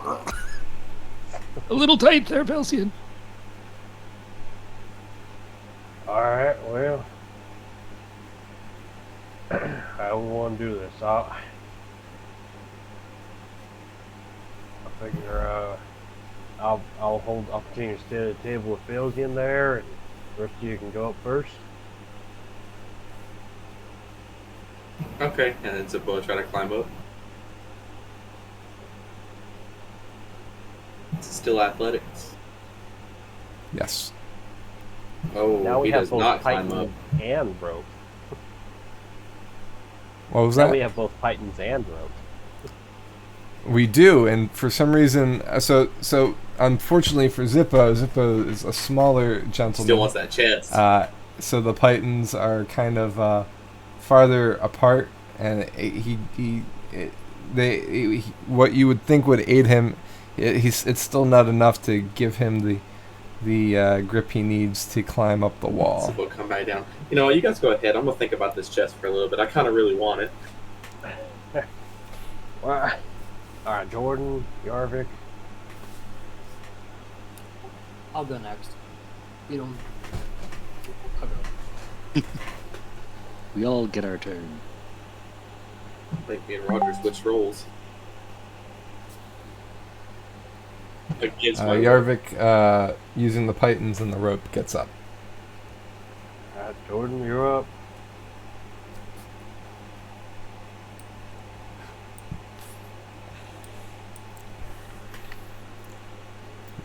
Jordan makes an athletics.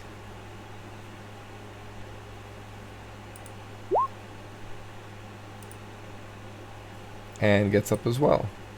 Alright. Zippo, you wanna hold on to me? Yeah, that'll work. And I'll like latch myself onto his back.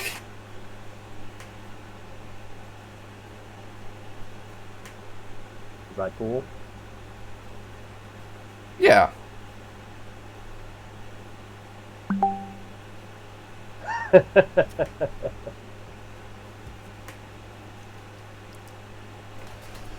Ulrich, slowly but surely, though you are burdened down by a kobold, you manage to make your way step by step up the rope. Wouldn't have done that without your Pythons, Roger.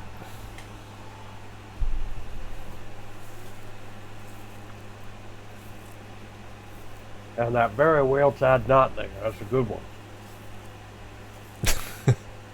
I was just Credit testing where you credit's earlier. due, right? Yeah. That does track. Alright, let's pull our friend up.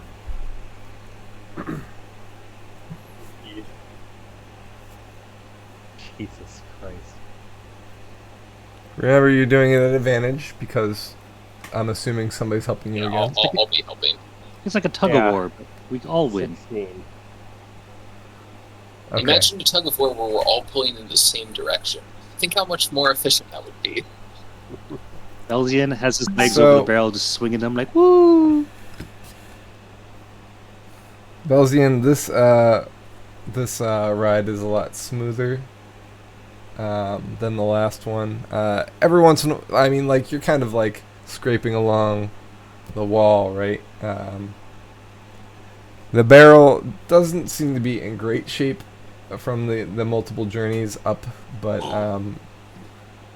you're not bashing like you were in the first one, so you don't actually take any more damage.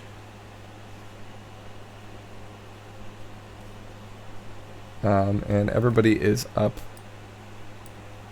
to the ground level. All right.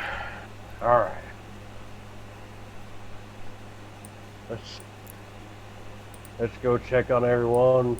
Turn in this goblin head, and we're gonna hold on to Rita though. I want to show that off to the mayor since she's claiming she's his sister. Okay.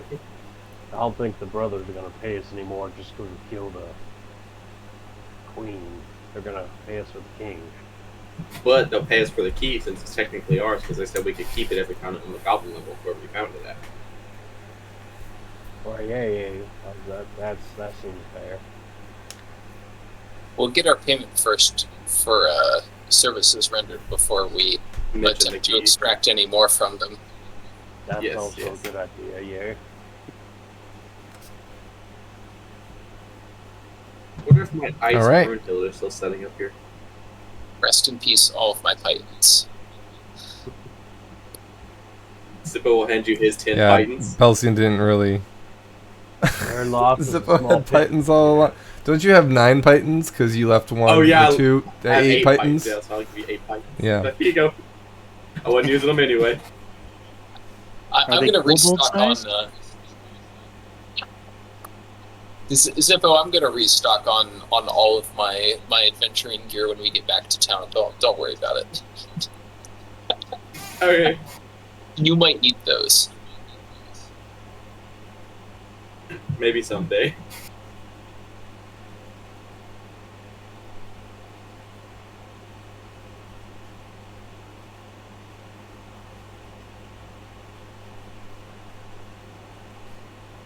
All right, so where are you guys going to go from here? So the So we brothers turn the first. goblin head first. So which brother are you going to? That's the question. Thomas was the bookkeeping one, the guy that we actually signed the contract with, right? And, That was Douglas that you signed the contract with. Okay. Thomas sent you to his brother, and you signed with him. okay. Alright. He's the bookkeeper. We'll go talk to Douglas, the bookkeeper, then. Okay, so what memory do you have of the contract? I have a perfect memory because I wrote down I mean, all the important bits. I know there is a contract written, so we can reference it, but I want to make sure that my notes are the same as your Oh. notes.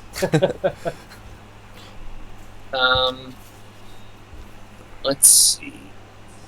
I have to go back a few sessions here for this. Yeah, that was session 1 or 2. 3.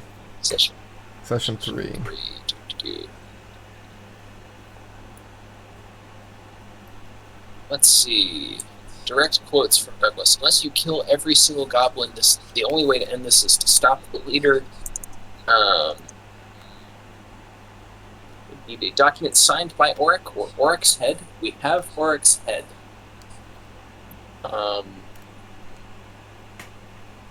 Let's see. 25% payment for the worth of any mining gear we bring back. Any valuables the goblins have are ours to keep. And 500 gold pieces per adventure. Okay. That's what my notes are too. Good. I just wanted to make sure. It's been 7 Also, sessions. quote so- unquote, do what you need to do to fix this. Also, I'm reading notes as well. It also says 400 for the kobold. Well, why did you bring that back up? His notes are the same as ours, so I'm assuming he still has it. I do. To be honest, I mean... But I wasn't going to mention it. It's fine. They don't have to get the platinum key pack.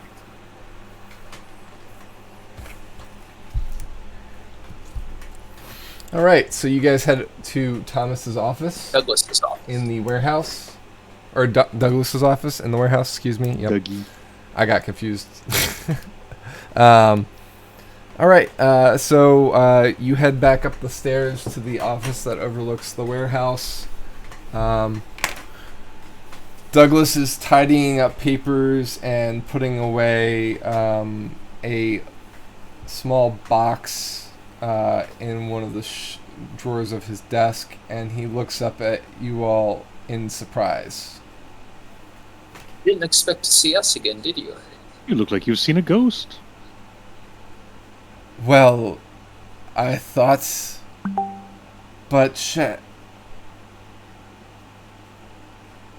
Fuck. Well, that's not Got good scammed, didn't you? Well, So, good to see you two. what happened? You're not dead. No, we're not. Pretty No. sure we're Somebody not did dead. cut the elevator line, though. It's pretty So it's rude. pretty hard to get back out. Yeah, so Shadow told me. He just came through here about an hour ago. Without Orc's head, I'd imagine. And you paid him? I'd paid him. Well, then I didn't pay him full. you're a damn But fool, I paid aren't him. you? Listen, he told me that you all died. You just believe what everybody He says? He told me you all died, the problem was solved, and that the goblins had damaged the elevator. And you just took I word was... Well, hold up. There's no reason. No. He had no reason to doubt. Hear me out. Hear me out. I did not want to pay him because our contract said we needed the head as proof or a signed agreement. And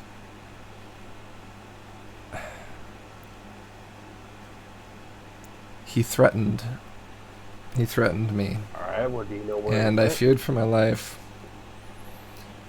Well, he left and went back toward town. I'm not sure where he went from there. Alright. But what was I supposed to do? Fortunately, we have full faith in your institution as a wealthy mining company, and we hope that you will honor our contract with you, despite whatever else may have happened. He destroyed your elevator, by the way. Just clear. Yeah, there was no He destroyed there was no it? evidence of goblins anywhere near it, so... Do you Had to be think done. his real name is Shadow? Like, who names their kid Shadow? That's pretty mysterious. Well, I knew a guy named Shade once upon a time. Hopefully he's nicer. He's alright. Yeah. Good. Ulrich, can you produce I'm Orc's not head? one to judge. Yeah. I've never heard of someone named Zippo either, but Alright. Well, here's the thing. We got this head, and he pulls out the head. it comes out of The chest cavity. the hag's chest cavity. Alright. I see you have Oric's head, yes. Yep. It's a right mess down there. He spreads the remainder of the papers aside so that you can put it down on the table. Bonk. So, tell me what actually happened down there. We killed Ulrich, and then Shadow tried to steal his head because he's a dirty thief. Yep.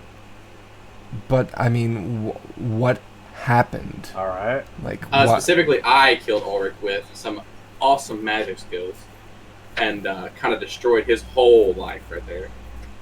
Did you find out why the goblins were attacking? Yeah, Like, they had a hag who had gotten into Old Cedars.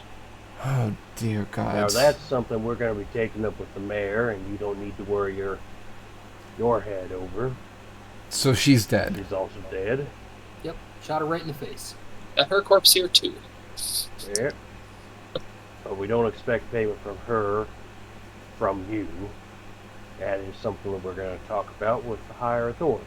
Now, what I do expect is for you to at least honor some part of this agreement. 100% of it. He kind of pales and he says,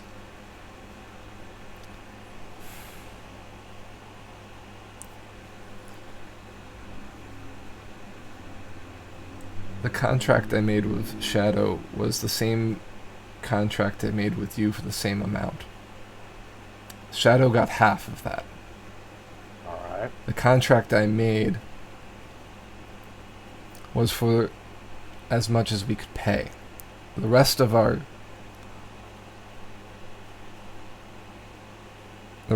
savings for the mine is still down in the vault. We have gold bars down there. Alright. And then the elevator's out. The Shadow. I can pay you half what I promised. I'll even forego what my brother wrote in the contract for your friend here, and he gestures to Zippo. Oh, you mean the dirty dog watcher? I understand. But off on a different topic question. Did Shadow bring back the thing that makes darkness? No. Because it's not stole down that there from anymore. you. He took it. Yeah. He starts cursing. Like he's getting angry. Yeah, well, I understand you're angry, but here's the thing. Here's exactly what's going on. You got your elevator on the second level where the goblin entrance is. Blown up. There's a whole, Also done by Shadow. Yep. It's all torn to hell. You got the shadow box taken away, and then on top of that, you got a goblin golem, flesh golem specifically, kind of war going on down there on that floor. Because once we took the hag out, well, they started fighting with each other, and you might not have very many people surviving, so you may have an entire new floor of the mine. That's maybe some good news for you.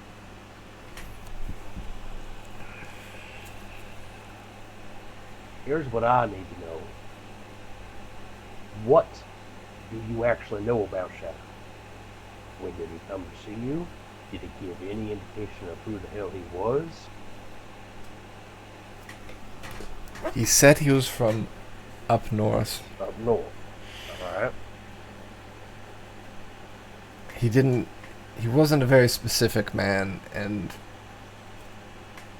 I can tell you he has red hair, How tall was this blue fellow? eyes, taller than me, quite a substantial person for someone dressed secretively. He wore all black, he covered his face. I didn't really ever see his full face, but I could tell he had a beard under his mask. Yeah. So you guys could see that he had a face slit. Yeah. So kind of like a ninja outfit, but a little bit less ninja-y. Appropriately medieval ninja-like. How long before Right. you said it was an hour that he left? Yes. Did you see him talk with anyone, meet up with anyone since leaving? No, he rushed off, and I didn't leave the office until I gave him about 10 minutes. He seemed desperate in our interactions with him. Would you characterize him as that? He was intimidating. He threatened to kill me if I didn't give him what I owed him. Alright. Well, for my mom money, you owe us 1,500 gold pieces for half of what's due to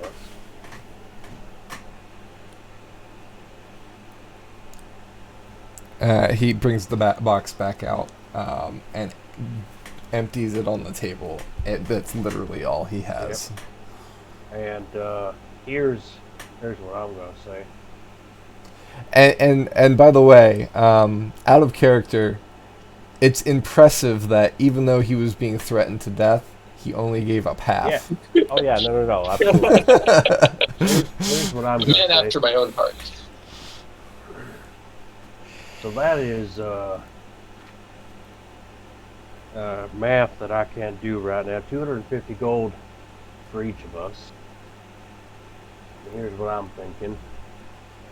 I'm gonna give 25 gold to each of you out of my share. So you each get 10% of my share. Alright? And I'm gonna be giving you 75 back, Douglas.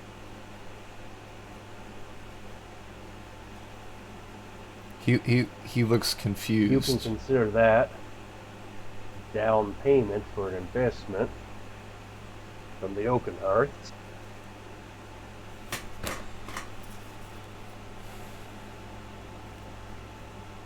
Are you investing in us too, Ulrich? Yes, indeed. Oh, While you each get 25 gold. goody. I'm happy to know that I'm worth roughly 1/3 of the value of an entire mining operation. Oh, do you have an entire mining operation, Roger? Well, frankly, Roger, you're worth a hell of a lot more than that, but you already proved yourself loyal to me time and time again, so I'm not going to worry too much about paying you until we negotiate that.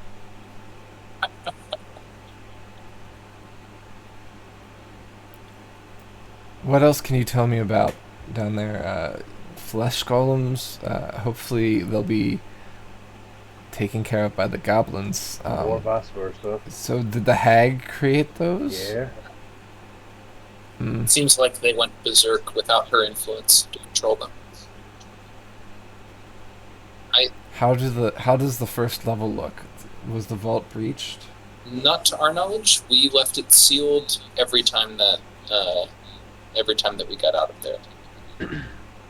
Did you find the key to the vault? We did. May I have it? Only if you can compensate us for it. I would say 75 gold might be compensation. He pushes the 75 gold back. As we're doing that, Zippo's going to pull out the platinum key. But we also found this one with the goblins. Well, that would save us from having to break open the vault chest. I knew it opened That's the third key. My brother and I have the other two.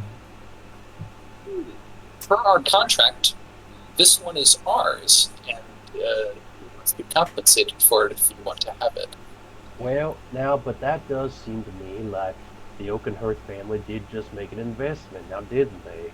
I suppose that Zippo will hold it and be like, consider this my investment, and next time in town, both you and your brother have to wash my dog all day. Or you can do that. That works. I How want about that this? written in contract. Next time you're in town, I'll give each of you a solid gold bar to return your investment. Once we've repaired the mines. Obviously, this key is useless to you. You could sell it for maybe 100 gold, but a gold bar will be worth far more than that once we can get at it. We'll have to repair the elevator, and I'm sure you won't want to wait weeks. In addition to what the remainder of what is owed to us as a group, that sounds fine to me.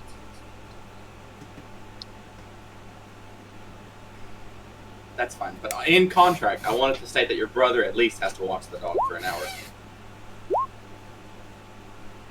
It's your money, Zippo.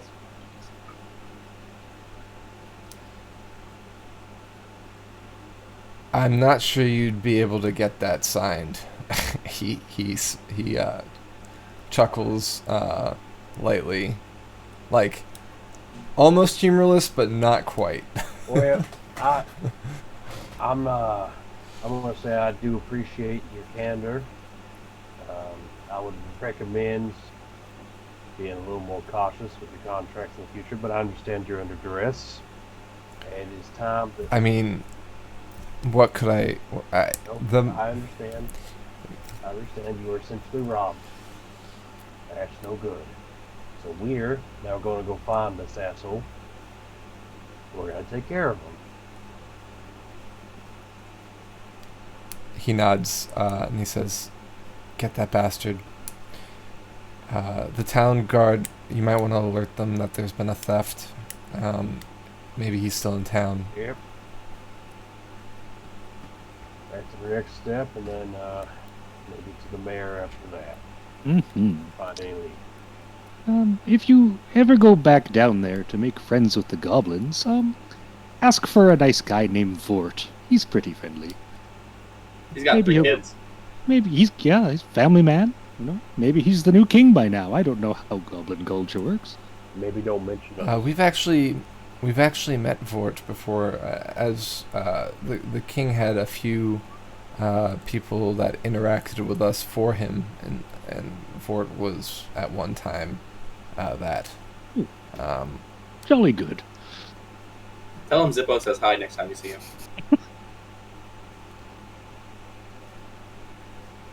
He didn't speak much. He didn't to us either. I don't think he knew. We'll just give common. him some time and a minecart, and he'll open right up. He's a chatty fellow.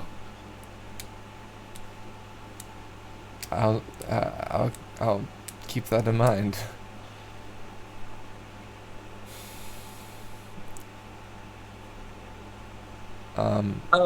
Did you find anything else in the mines? And you feel free to like say we explain X or Y or Z. Yeah, did we You don't have explain to. about the wealth that we found down there?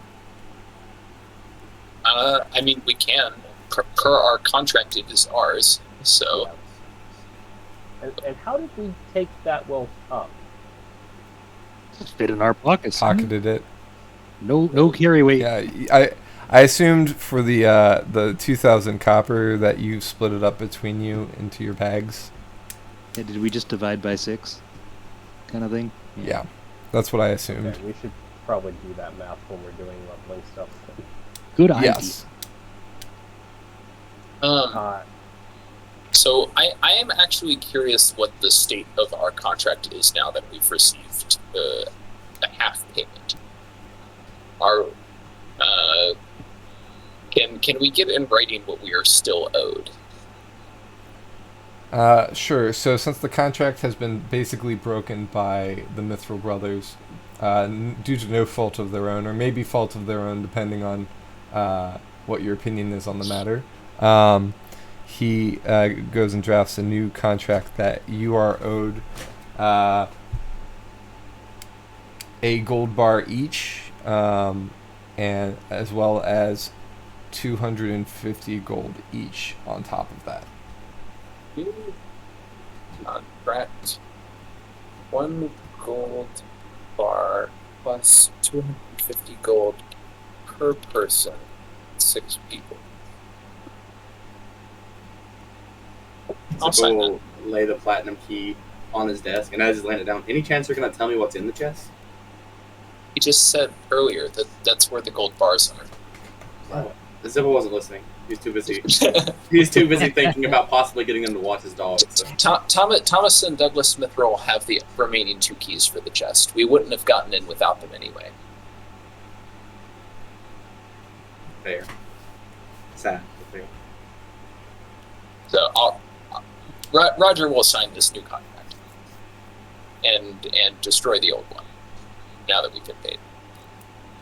He's actually there's a box that's made out of stone on his desk, and he sets the paper in there and pushes like a kind of like a handle that's along the side of it like this, and as it runs along it sparks all the way along and it ignites the paper along one side and it burns away. Cool. A tinderbox, if you will. Uh, The question is, which way did he swipe it? It's definitely a swipe left. he swiped it away from him, like so. All right. Well, we. Sorry for your current circumstances. That must be terrible. We'll be back. Leia, Saren, bless ye.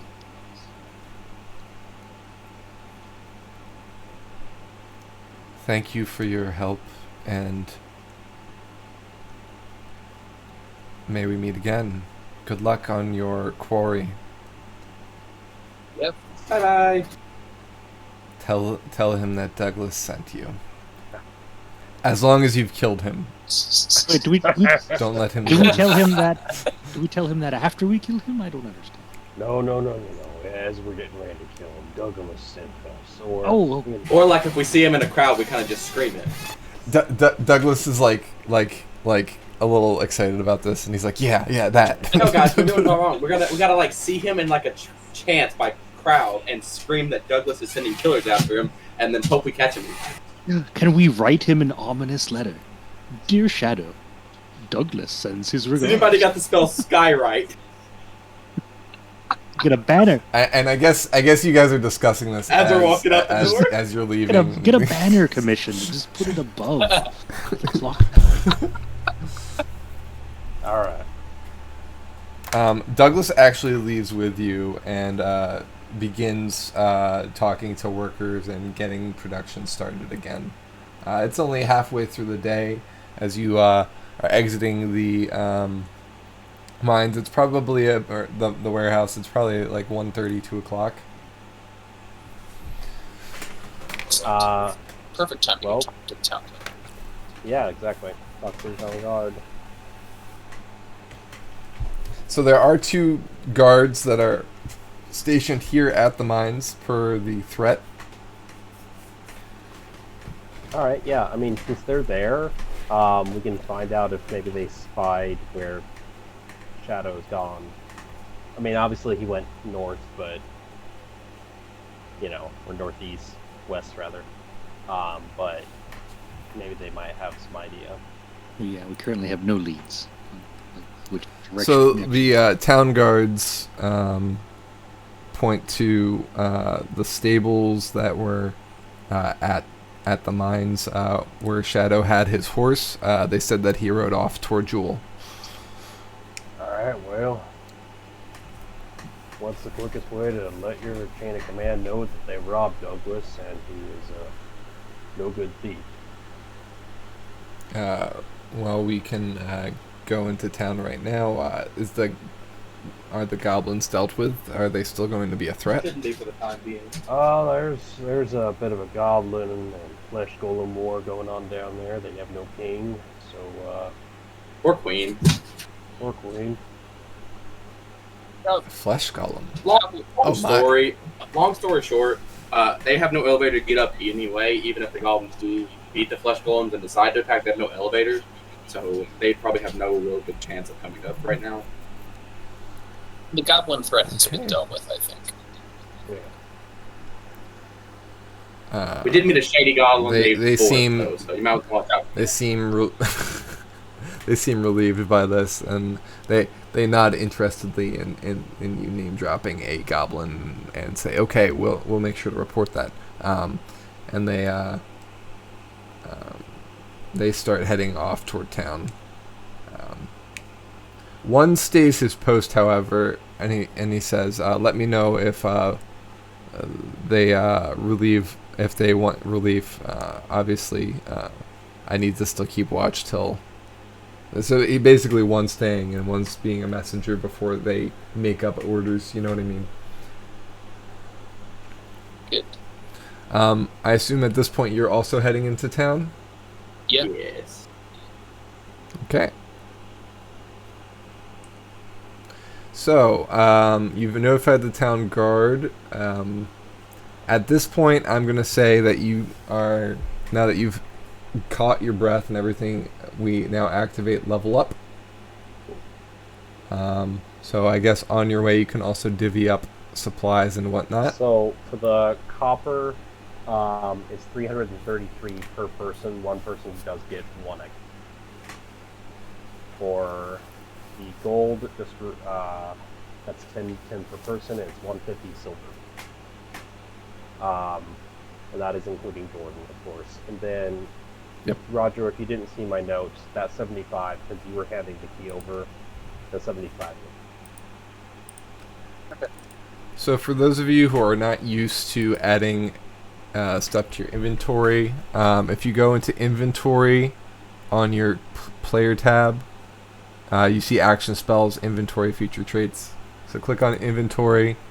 Next to the search bar, you'll see something that says manage inventory, and you can add items based off of that. I believe there's also something for, so if you click on currency, which is right above that, you can actually adjust your currency just by doing that. How much? Everybody with me? How much of each type of currency was it? It's 150. So 150. 333 copper, 150 silver, and 10 gold, right? Yep. And then you have to hit add after you adjust the currency. Right, got Roger has 75 gold on top of that. Yeah, we all got 250 for the contract. And Ulrich made sure to go, see, I told you it was more. And then also add 250 gold from the contracts that you guys got paid each. So you guys actually made some money. Who are we giving the last piece of copper to? Oh, I took that. Sorry, I did the math and I gave everyone some gold. So don't forget to add the 25 gold that I gave each of you. Oh yeah, you invested in us. That was pretty cool of you. I'm a corporation now. Incorporate. Okay. So You can start an adventuring company. how about the other items? The potions, the scrolls, and the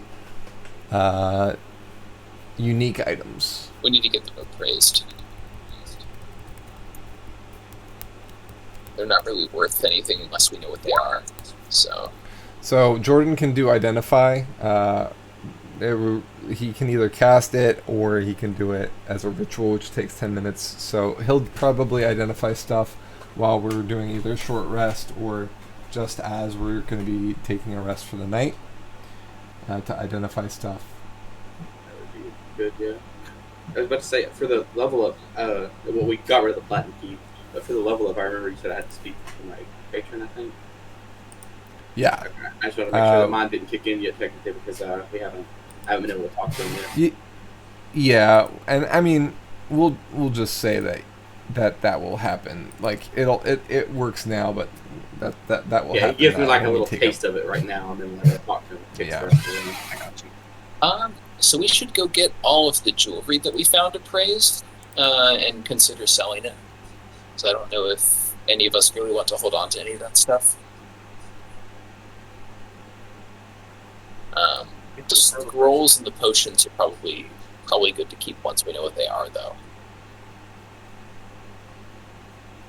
It's free potions. One of them looked like a health shake of some sort. I guess we'll find out. I think that we would keep a small portion of some of the jewels behind, just to save for a rainy day for negotiation at some future time. We might find better places. We may find higher prices somewhere else other than jewel. I'm interested in the mirror as well. Like, that's just a random thing to have in a wooden frame. So. Well, most mirrors have a frame, don't they?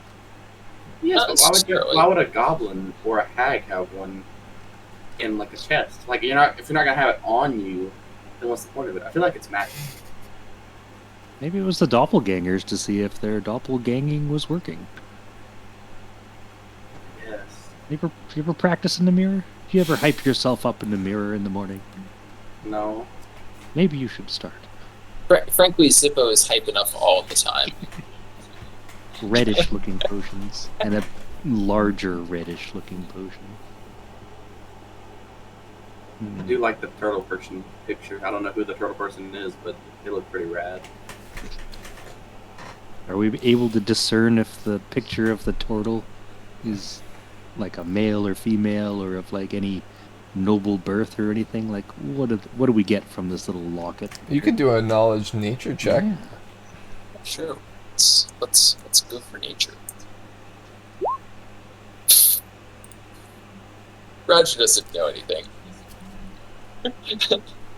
So, Roger, I don't think you've ever met a turtle before, so yes for you. I mean, turtles might not even have a gender. You're not sure at this point. Belzian, that's definitely a female turtle. You can tell by the smoother beak-like area of the face. And the bumps are more pronounced and extended backward. Also, the around the head. two-piece bikini swimsuit. What was that? The two-piece bikini swimsuit. Yeah, the two piece kind of gave it away for you. Yeah. You can never be sure. Somebody's sweetheart, perhaps. Is the locket in a heart shape, or is it just like a regular locket? You actually asked me that last time, so make an intelligence check to see if you're. No, I'm just kidding. It's regular shaped. It's an oval. Yeah. Well, hey, maybe turtles have oval-shaped hearts. That is the shape of their body. I'm in shape. Oval is a shape.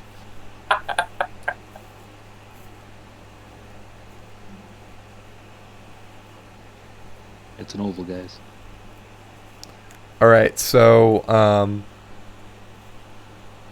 are we heading to the mayor's house or city hall? I guess. Sure. Sounds We got time to reasonable. kill. We might as well. We Follow still the dragging team. along the barrel/hag body. Just rolling the barrel down the street. Oh, No, I that would not probably be good for the body yeah, I at think Right. Ulrich's just carrying it. Just over your shoulders and that. Just He's remember got doing 20 the strength, veteran so yeah. slow-mo walk where everybody spreads out. We're all sideways into slow-mo. We look like total badasses with our barrel and our total picture. You know. Are we snapping our fingers as we walk in unison?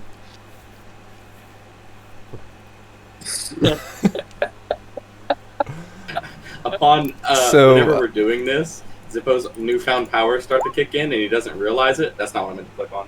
And so he accidentally shocking grasps himself. What was this? Okay. We have a map. We can see where the mayor's house and city hall is. Oh, it's right by the Church of the 12. Across the way, kitty corner.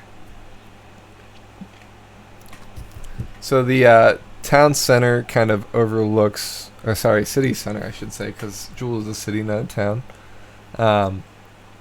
Kind of the city hall overlooks that area. It's kind of the centered building that it's in front of. The front area, it looks like it's a house, but it's basically got kind of two wings that make up the living area, and then the center wing is where City Hall is. There's only doors for entry in the middle wing. The doors on either side of the other wings are guarded, and the guards direct you toward that center wing. They allow you to enter in the center because the city hall is open to visitors, and there is a desk and a large lobby with stairs leading up on both sides of the lobby, and then doorway behind the front desk that leads to a room where there seems to be a man sitting and talking with a few individuals. Hello. We have special business with the mayor and would like to speak with him in private. Your name, please? My name is Roger Mays. Roger Mays. Okay. And what is the business? Is he expecting you? It's Family matters. Oh, are you here about his son? The mayor has told me to No. turn away anyone who's... No, it is not about his son.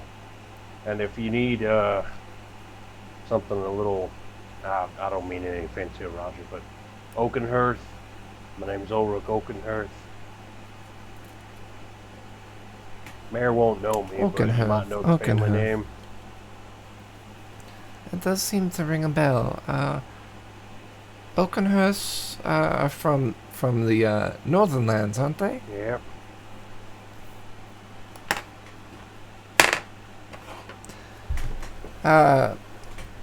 Yes. I believe I've seen your crest hanging here before. We tend to hang all the houses in the city hall, although right now they're all down. And as you look around, there's like empty squares where there were noble houses, flags hanging up. It seems like there's been a multitude of like dust or dirt that's been built up, and the blank areas are where those banners had been. Nine Zippo. The noblest of us all. Well, the mayor is currently meeting with a few people, but after he is done, I could see if he is able to speak with you. Absolutely. Shall you take a seat? There is seats on either side of the lobby where you can sit. Yeah. 2 long benches. I'll take a seat. The front desk woman is half elf, by the way, and she is eyeing the barrel, not suspiciously, but uncomfortably, as like it kind of sloshes around a bit as you gesture around and things. Ulrich smiles and says, "Howdy."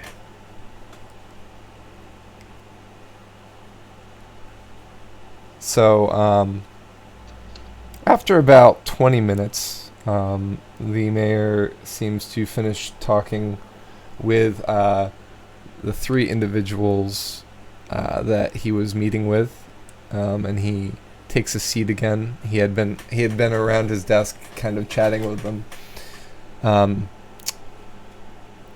She bows to them as they leave, and then kind of looks at you, Mr. Ulrich, and nods, and then she heads back to go speak with the mayor. Did I recognize her? No, the woman that nods is the person at the desk. Oh, She's sorry, just sorry. letting you know that she's going to talk to Okay. them. The 3 that leave are all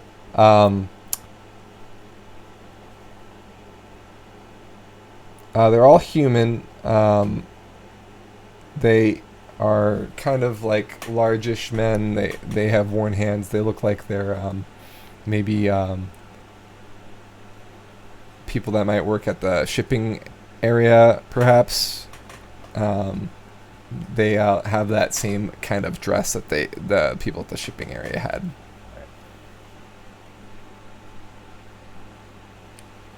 Well, she speaks to the mayor, and the mayor follows her out. Hello. Yes, how may I help you? well, Mr. Oakenhearth? yeah, that's me. This is my esteemed colleagues, Roger, Zippo, Belzian, Yarvik, and Jordan. And I just want, just make sure for the DM. Is this kind of private or like? So right now he's met you in the lobby, Right. and he says, "Let me introduce myself." And let me bring up my card real quick. Sorry.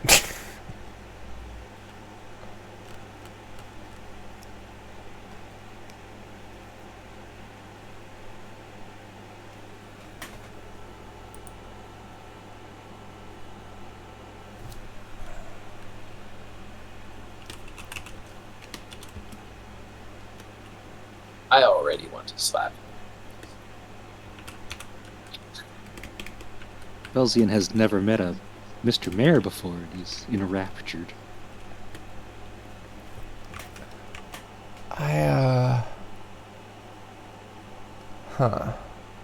Zip was playing with water and ice over with one of his emptied, now emptied things. He's just over there, shaping water and ice into Broom Hill. Belzian knows. Zippo's over there playing with his Legos. Yeah. Allow me to introduce myself. My name is Lucian Hearthbringer, and I am the mayor of this fine establishment and city. How may I help you, Sir Oakenheart? Well, we're gonna probably want to speak in Oh. private and in confidence, Your Honor. Yes. Come into my chambers. Excellent. And he ushers you back. He waits for the woman waits for all of you to enter, and then she closes the door behind you. And he goes back to his desk, sits on the chair, and leans back and says, "Yes, now. What is this matter that you want to bring to me?" You have any siblings? No. An elderly woman by the name of Rita insisted that she was some relation of yours. Demanded us to bring a family heirloom of hers from your house. I don't know anyone by the name of Rita. And I sure as hell don't have any family heirloom. Does this at all seem like the only heirloom that I could speak of would be my home, and he gestures widely to his area. Roll an insight check, if you'd like. Yeah. Thank God. 26. So he does not know anybody named Rita.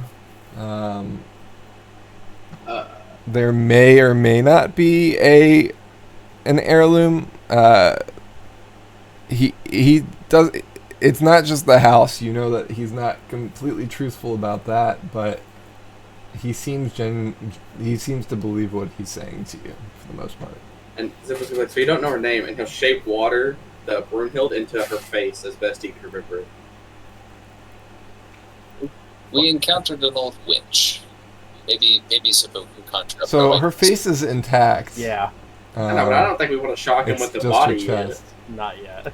Okay. Probably smell Right. it by now. Maybe. He kind of gestures like this means nothing to me. Alright. Well, then, as Roger was saying, there's a hag that was after something of yours. Any idea why that might be? Well, the town guard told me that there was a goblin invasion from down below in the Mithril Brothers' mines. They mentioned your name, Oakenhearth. Are you someone who was involved in dealing with that? Is that taken care of now? Yep, we took care of it. We killed the Goblin King, and we killed his queen, which was a hag who was after you in some fashion. She said this to you.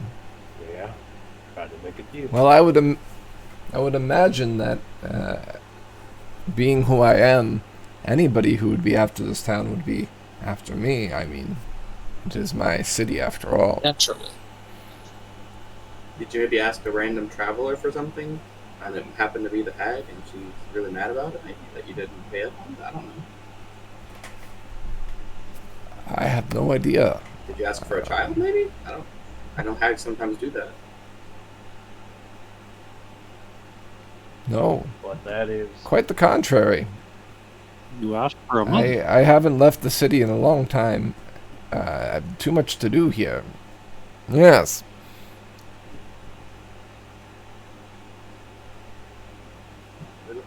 Is that is that all you wanted to ask me about? Well, surely that should be of some concern to you that a hag managed to get into your city. Well, I mean, yes, it would have been a concern to me had she still been alive, but she's, well, thankfully, according to you, dead. So, You seem relatively unfazed by this. Sometimes a hag's Well- magic can linger on longer than the hag. let's put it this way. The Hearthbringers have not been rulers of this town for generations because we are light of skin. I mean, like, not thick. We are thick-skinned. See, And so well spoken. very, thank you. I'm sorry, that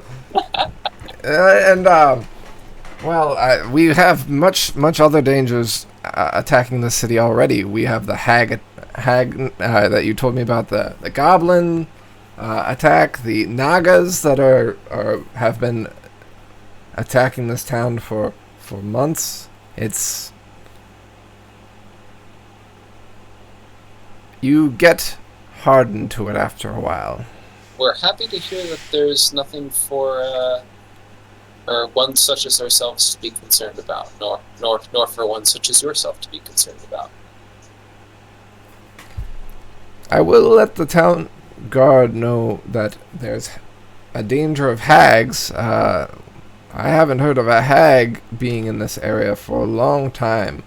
There used to be many green hags in the swamps around Jewel, but they've been gone for quite a long time. Whether they've moved on or been killed off, most of them disappeared during the war. So, this is the first I've heard of one for quite some time. Alright, real. Well, my thanks to you, and, Oakenhearth, you come from, Darnay, correct? Yes, right. You wouldn't happen to have any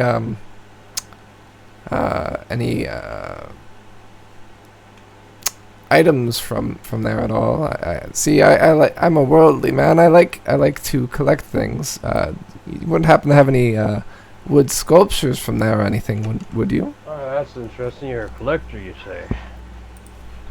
Yeah. Well, I'm afraid I don't have anything on me. But, I'd surely love to see your collection. Maybe I could get a sense for what it is you like, and I could reach out to my family and have them send something your way.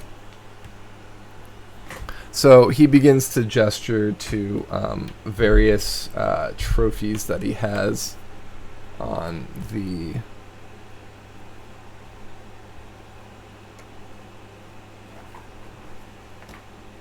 Sorry, I just saw your message. There's various trophies that are either on ledges or mounted on the wall around the area, some of which are the heads of fallen creatures, some of which seem to be rarer looking animals. One is a bugbear. There's a few trinkets and glass sculptures and various things. They seem to be labeled with different locations for each of them.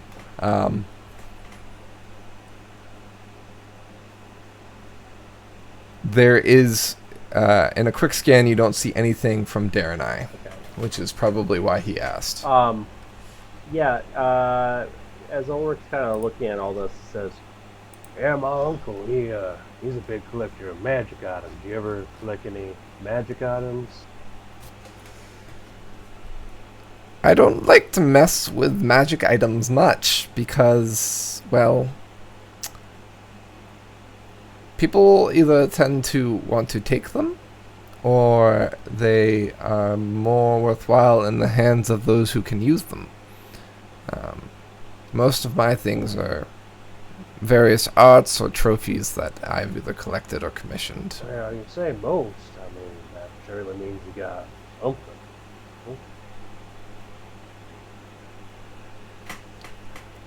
Well, I mean, every man has his own possessions, but nothing worth showing off. Oh, sure. I'm sorry. I didn't mean to pry. Just been a while since I've seen my estates and my uncle's old collection. Gotta remind me of home. Anyway, I'll write home and see if I can't get you a statue symbol.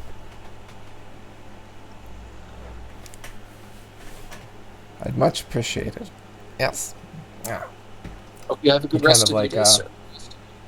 He blows his nose on a handkerchief. His nasally voice clears out for a moment before it continues to be very nasally. Shall we, gentlemen? Yeah, I think So I have a question. What are you doing with the barrel at this point? We just leave it here. no, Ulrich is gonna take it with him because Okay. that would be probably a problem if we left it. We just burn it out of town. Yeah, that's kind of what I figure. Isn't there a creature shop or a place that might buy parts of? Oh, that's true. There is a place that buys goblin parts. Maybe they'll take hag parts. We have a lot of goblin ears to sell. I know those were worth money. Yeah, you started taking them on the first level and then didn't take any more after that. I think you have 12 ears or so. Something like that, yeah. We kind of ran out of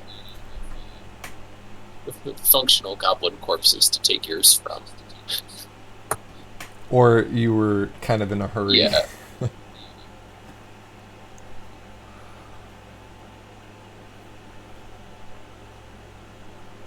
All right. So you leave the mayor's mansion. Alright. Well, Before we leave, Zippo's gonna shape that water back into Brunhilde. Like, this is the best dog ever, and set it on his desk and walk out.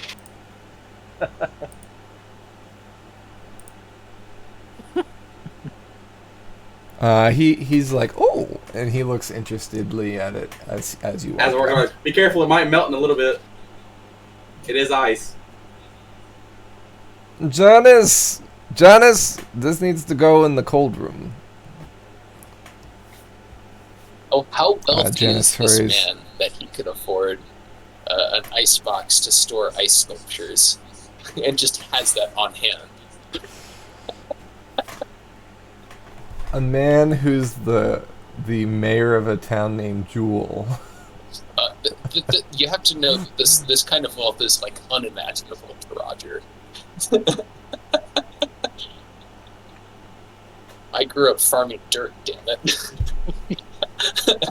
One of the reasons that you and Ulrich are such a unlikely duo, he's a rich paladin while you're a poor rogue, and yet you make it work. I'm in it for the money. He's got the money. you've got the ability to kill people for him. They were. Synergy. Killing people plus money.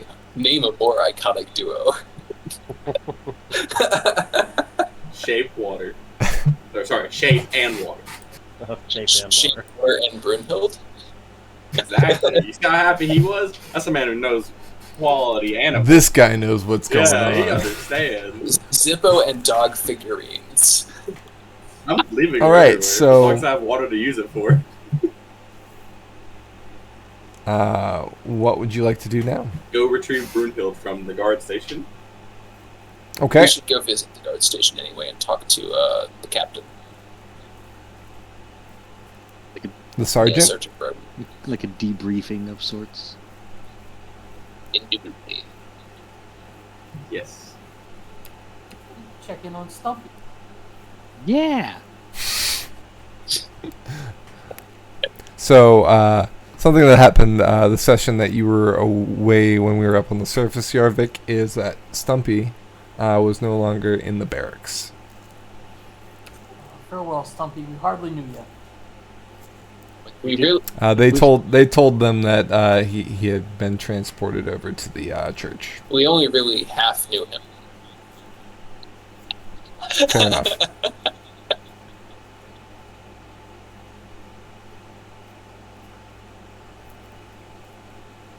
When we go to there as well, to the barracks, Zippo would like to find a simple, because it's always proficient with, a simple either sickle or light hammer. Okay. Yeah, you could probably find that at the barracks. Probably the light hammer, not the sickle. Good. Zippo will. All right, so you go to the barracks. They let you in. Brodin, I believe, is still on shift. Yeah, he should still be on shift. Well, you guys are back fast. Those potions you gave us helped a lot. We appreciate it. The Good. king is dead. Long live the king. I mean, Our good king, of Yes. course. Yes, long live King Gareth. The goblin king is dead. That's what we meant, yes. and the invasion, I believe, is no longer going to be a problem. Hopefully, that gives you the resources to defend against the Nagas. Yes, and with Yarvik's help, we might have more of an advantage in incoming battles. Thank you again, Yarvik, for your help. Swash, swash, buckle, buckle. So, what are your plans from here? The one of the guards came to tell me that you would come up. They mentioned someone named Shadow who had stolen from the Mithril brothers. They didn't really explain more than that, just that there had been a theft. Hi, there was a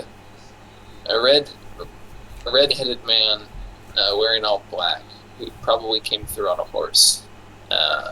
He had a similar contract with the Mithril brothers to us, but instead of fulfilling his contract, he abandoned his mission, threatened the Mithril brothers at Sword Point, and took quite a bit of money from them. We know of this, of course, because the part of that money was ours, due to the contract that we had with them. But What do you know about him?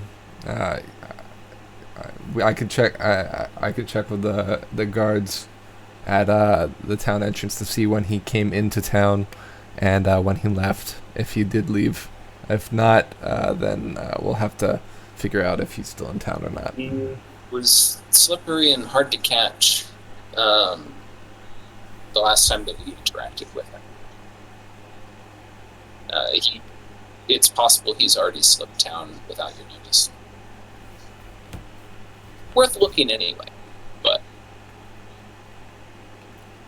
All right, I'll go look into that. But if he's already slipped town, are you planning on following him, or are you sticking around?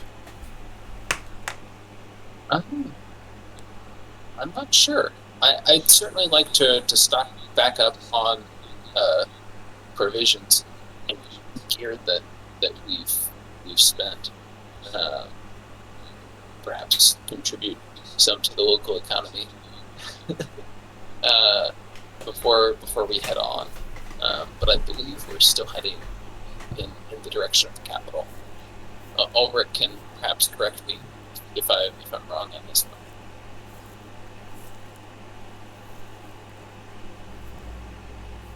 No, that sounds right to me.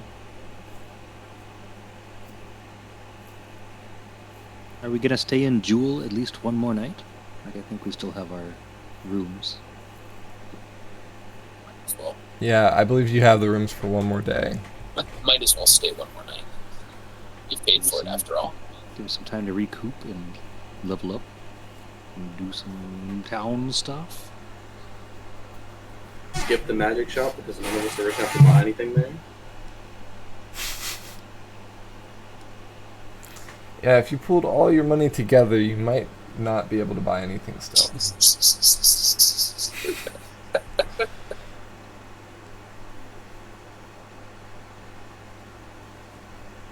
No, Ulrich's got a lot of money. I want to get some of those handy-dandy flame arrows that we were using down there. Those things were impressive. They had ice arrows for sale too. You gotta Icy go shopping. arrows. You gotta go shopping with me, Ulrich. Yeah. We'll do a little archery shopping. That's a good idea. All right. Well, I'll go look into it. I'll leave. I'll meet you either at the barracks later on today, or not the barracks. Excuse me. Converging Pints, like before. If you need to talk to me sooner, I'll be here. Thank you very much. And feel free to do your own investigation if you want to look for the shadow. I know you probably know him better than we will, but I'll let you know anything I can. If you see him, tell him Douglas sent you. Okay. I will. Yeah, thank you. And at that... Also, he, Vort said he will rue the day he ever showed up in front of him.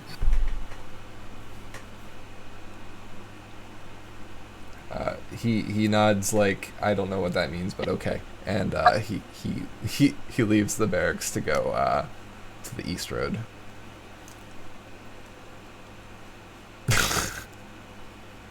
I will spread Vort's name. Fort's gonna be small town famous. He's gonna be big time famous by the time I'm done. Every city we go, we're gonna tell people to watch out for the dangerous animal that is Vort. Spread rumors that Shadow is totally gonna get done in by Douglas and Vort. Yeah, they teamed up. Yeah. Vort riding on his shoulders. This is the plan. Oh, man. Are you okay, Amadeus? Never mind. All right, so before we close up for the session, I heard a few things that you guys wanted to do. You can go ahead and purchase any arrows at the Fletcher. We don't need to interact with that. Did you want to go to Retsum's creature collector or tonight, or did you want to save that for next session? How much was it for the flame and the ice arrows? Again, I'd have to check. Okay. We can do that after. Yeah. In between shopping.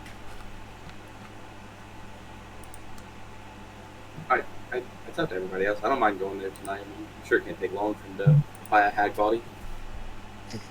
I do want to see a hag appraisal. It is Yeah, like we can do that I now. really thought you were going to say a haggle. Ah, I should have said that. That's such a missed opportunity. Do I lose my inspiration for that? Unfortunately, I can't take inspiration from you. I think, if anything, you get it more because, like, it's an anti-joke, right? Like, I expected one thing, but you gave me another, and I had... You mean an anti-joke? Yes. Oh, God. Anyway. Alright, so Retsum the creature collector is Belzian knows of this place because he read the flyer, so he can take you there. It's a building that is standalone. It's out right here. So that small building next to the L-shaped building. Okay.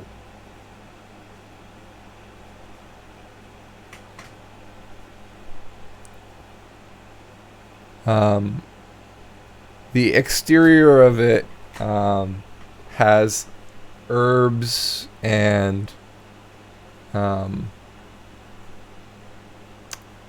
dried skins hanging up or hanging out. The garden there is neatly kept, and there's some statues out front. The garden wraps around the side of the building on both sides.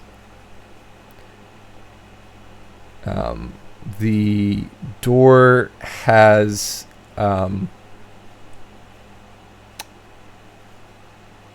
the shape of a crescent moon on it, with a tree growing underneath it. It says Retsum's on it. I hope he lets dogs in, because Zippo's riding on the back of Broomfield right now. Better hope he doesn't collect that dog. I will burn this whole building to the ground. I gotta say, and I'm just gonna, was anyone else uncomfortable with the fact that a bugbear was on the mayor's wall? And this guy Yeah. some goblin ears. It's a little strange, I ain't gonna lie. That's why I'm kind of afraid to go in here. What if he sees kobolds as like a rare thing? Hey, I know that we're getting ready to sell off a hag's body. Also, goblin ears. Yeah, and the goblin ears, which again, I'm not entirely wild about, but I'm, being a little hypocritical here, but it is creepy. Look, Ulrich, they're already dead. We might as well get paid for it. Yeah, no, I'm with you. I'm with you. We just threw a goblin head at Douglas and got money for it. I guess it depends on the context of it. Like, if they were attacking you when you killed them, there's no reason not to profit. But if you just did it for the fact that you wanted a trophy of them, then that's kind of a problem. Right, that's what I'm wondering about. And again, I would be a little uncomfortable if someone had my head taxidermied and put it on their wall. Yeah, that'd be a little... He'd probably be dead. Oh my. I mean, I would probably haunt them for a little bit just to see people's reaction, and then once they realize that I'm the greatness ever and that I was the best dog owner ever, then I would be okay with it. Alright. Fair enough. Anyway, I knock on the door. The door is a swinging door, and it kind of gives way a bit as you knock on it, and then swings back. I guess so. It's not like a swinging door, like a woo-woo. It's like a swinging door one way, like a screen door that's open. Alright, well, I'm just going to go in because that seems more like the indication than anything. Yeah. Right in on Broomfield. What kind of animals or people do we see in here?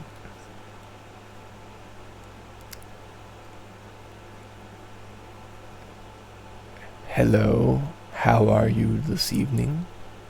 Oh, yeah? Comes a voice from behind the counter. Uncomfortably alive.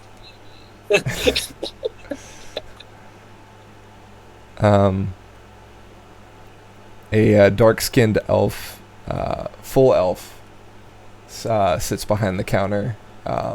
He has a cat in his lap. I don't trust this guy. The guy who's selling body parts and buying them? I don't trust him because of the cat.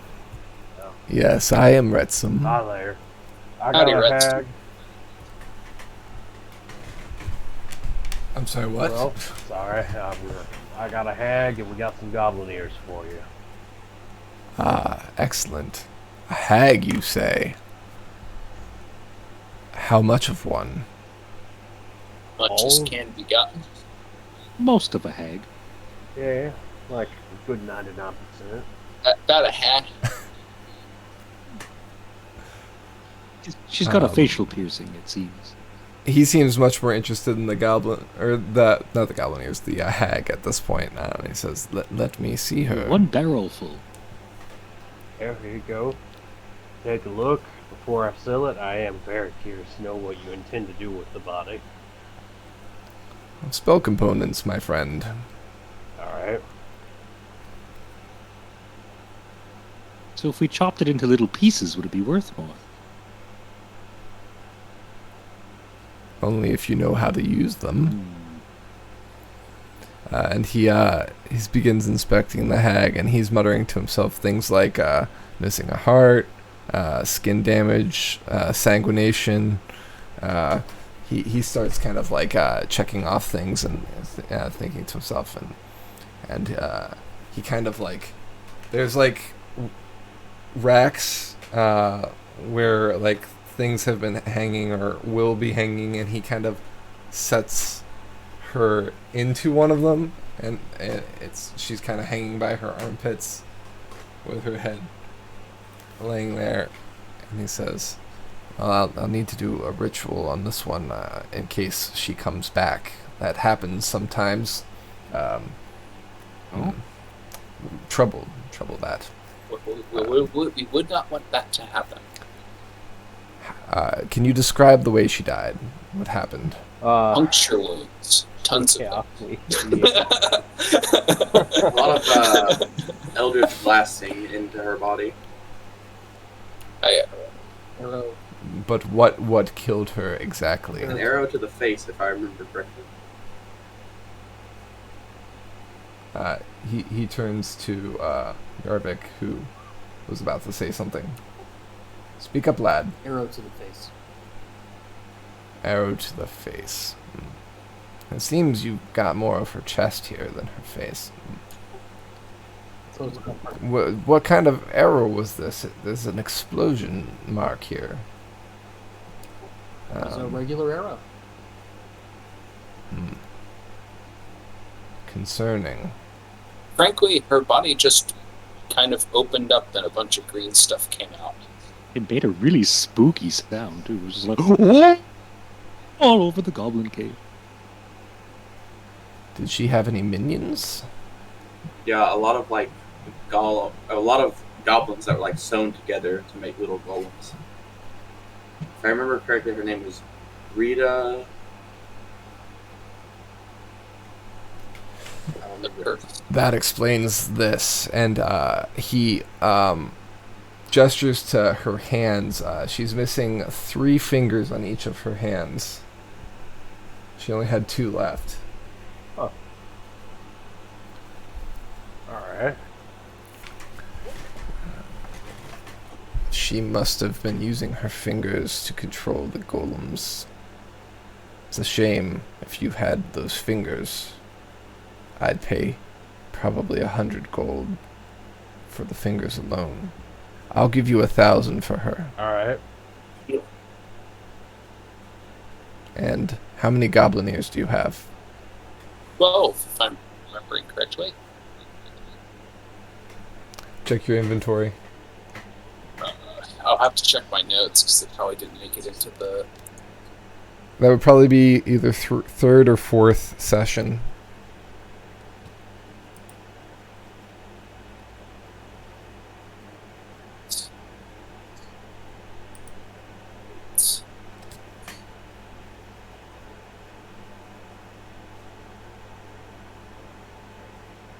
Five pairs of goblin ears, 10 times.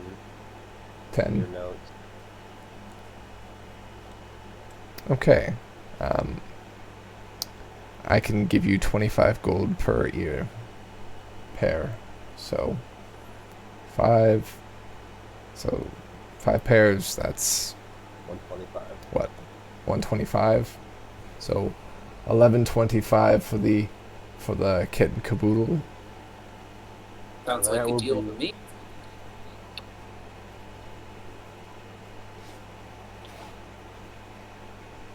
That will be 187 gold per person. Thank you.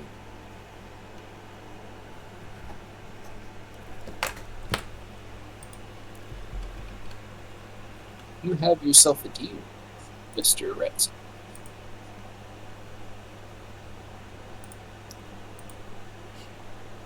You said one, how much? 187.5 technically, but I'll take the 3 gold that would be netted to that.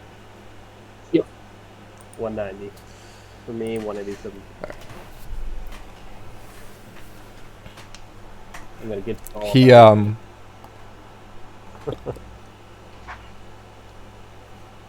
he begins placing the ears in. He goes to the back and begins placing the ears on a table in pairs. He comes out and he puts a basin below the hag for any blood that might still be left coming out of her. He notices the barrel and he says, "Do you need that barrel?" It's yours for an extra bit of gold, I'm sure.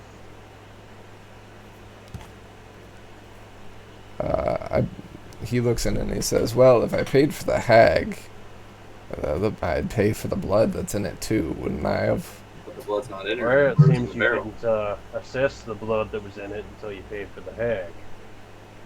Well, he did, because remember, he took it out of the barrel to put it on the rack. Well, that's fair.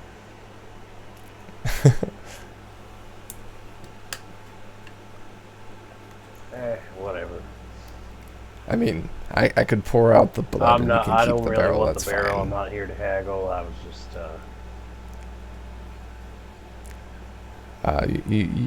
Do you mean hag? Oh, ha, ha, ha.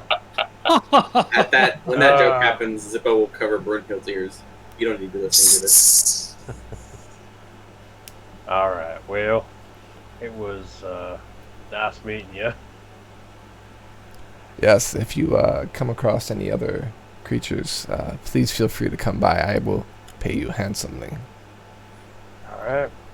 Pleasure doing business. He gives you a genuine smile.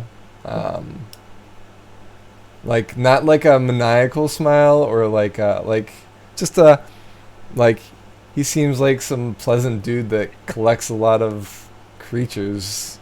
So it's an unpleasant task, but he seems like a fairly decent person. Roger will return the genuine smile.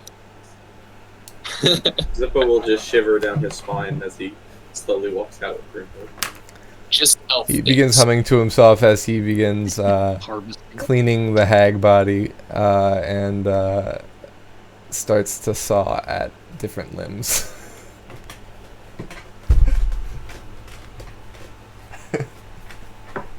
All right. Well, that was.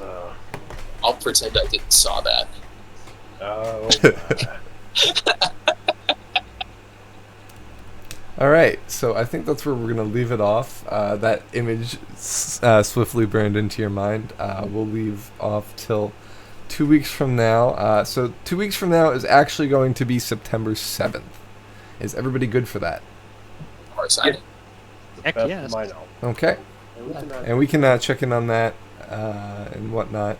But we'll be September 7th at 7 p.m. Eastern Standard Time here on the channel. Thanks everybody out there in Twitchland for joining us, and we'll see you next time for another adventure here in Seregen. Bye! Merci.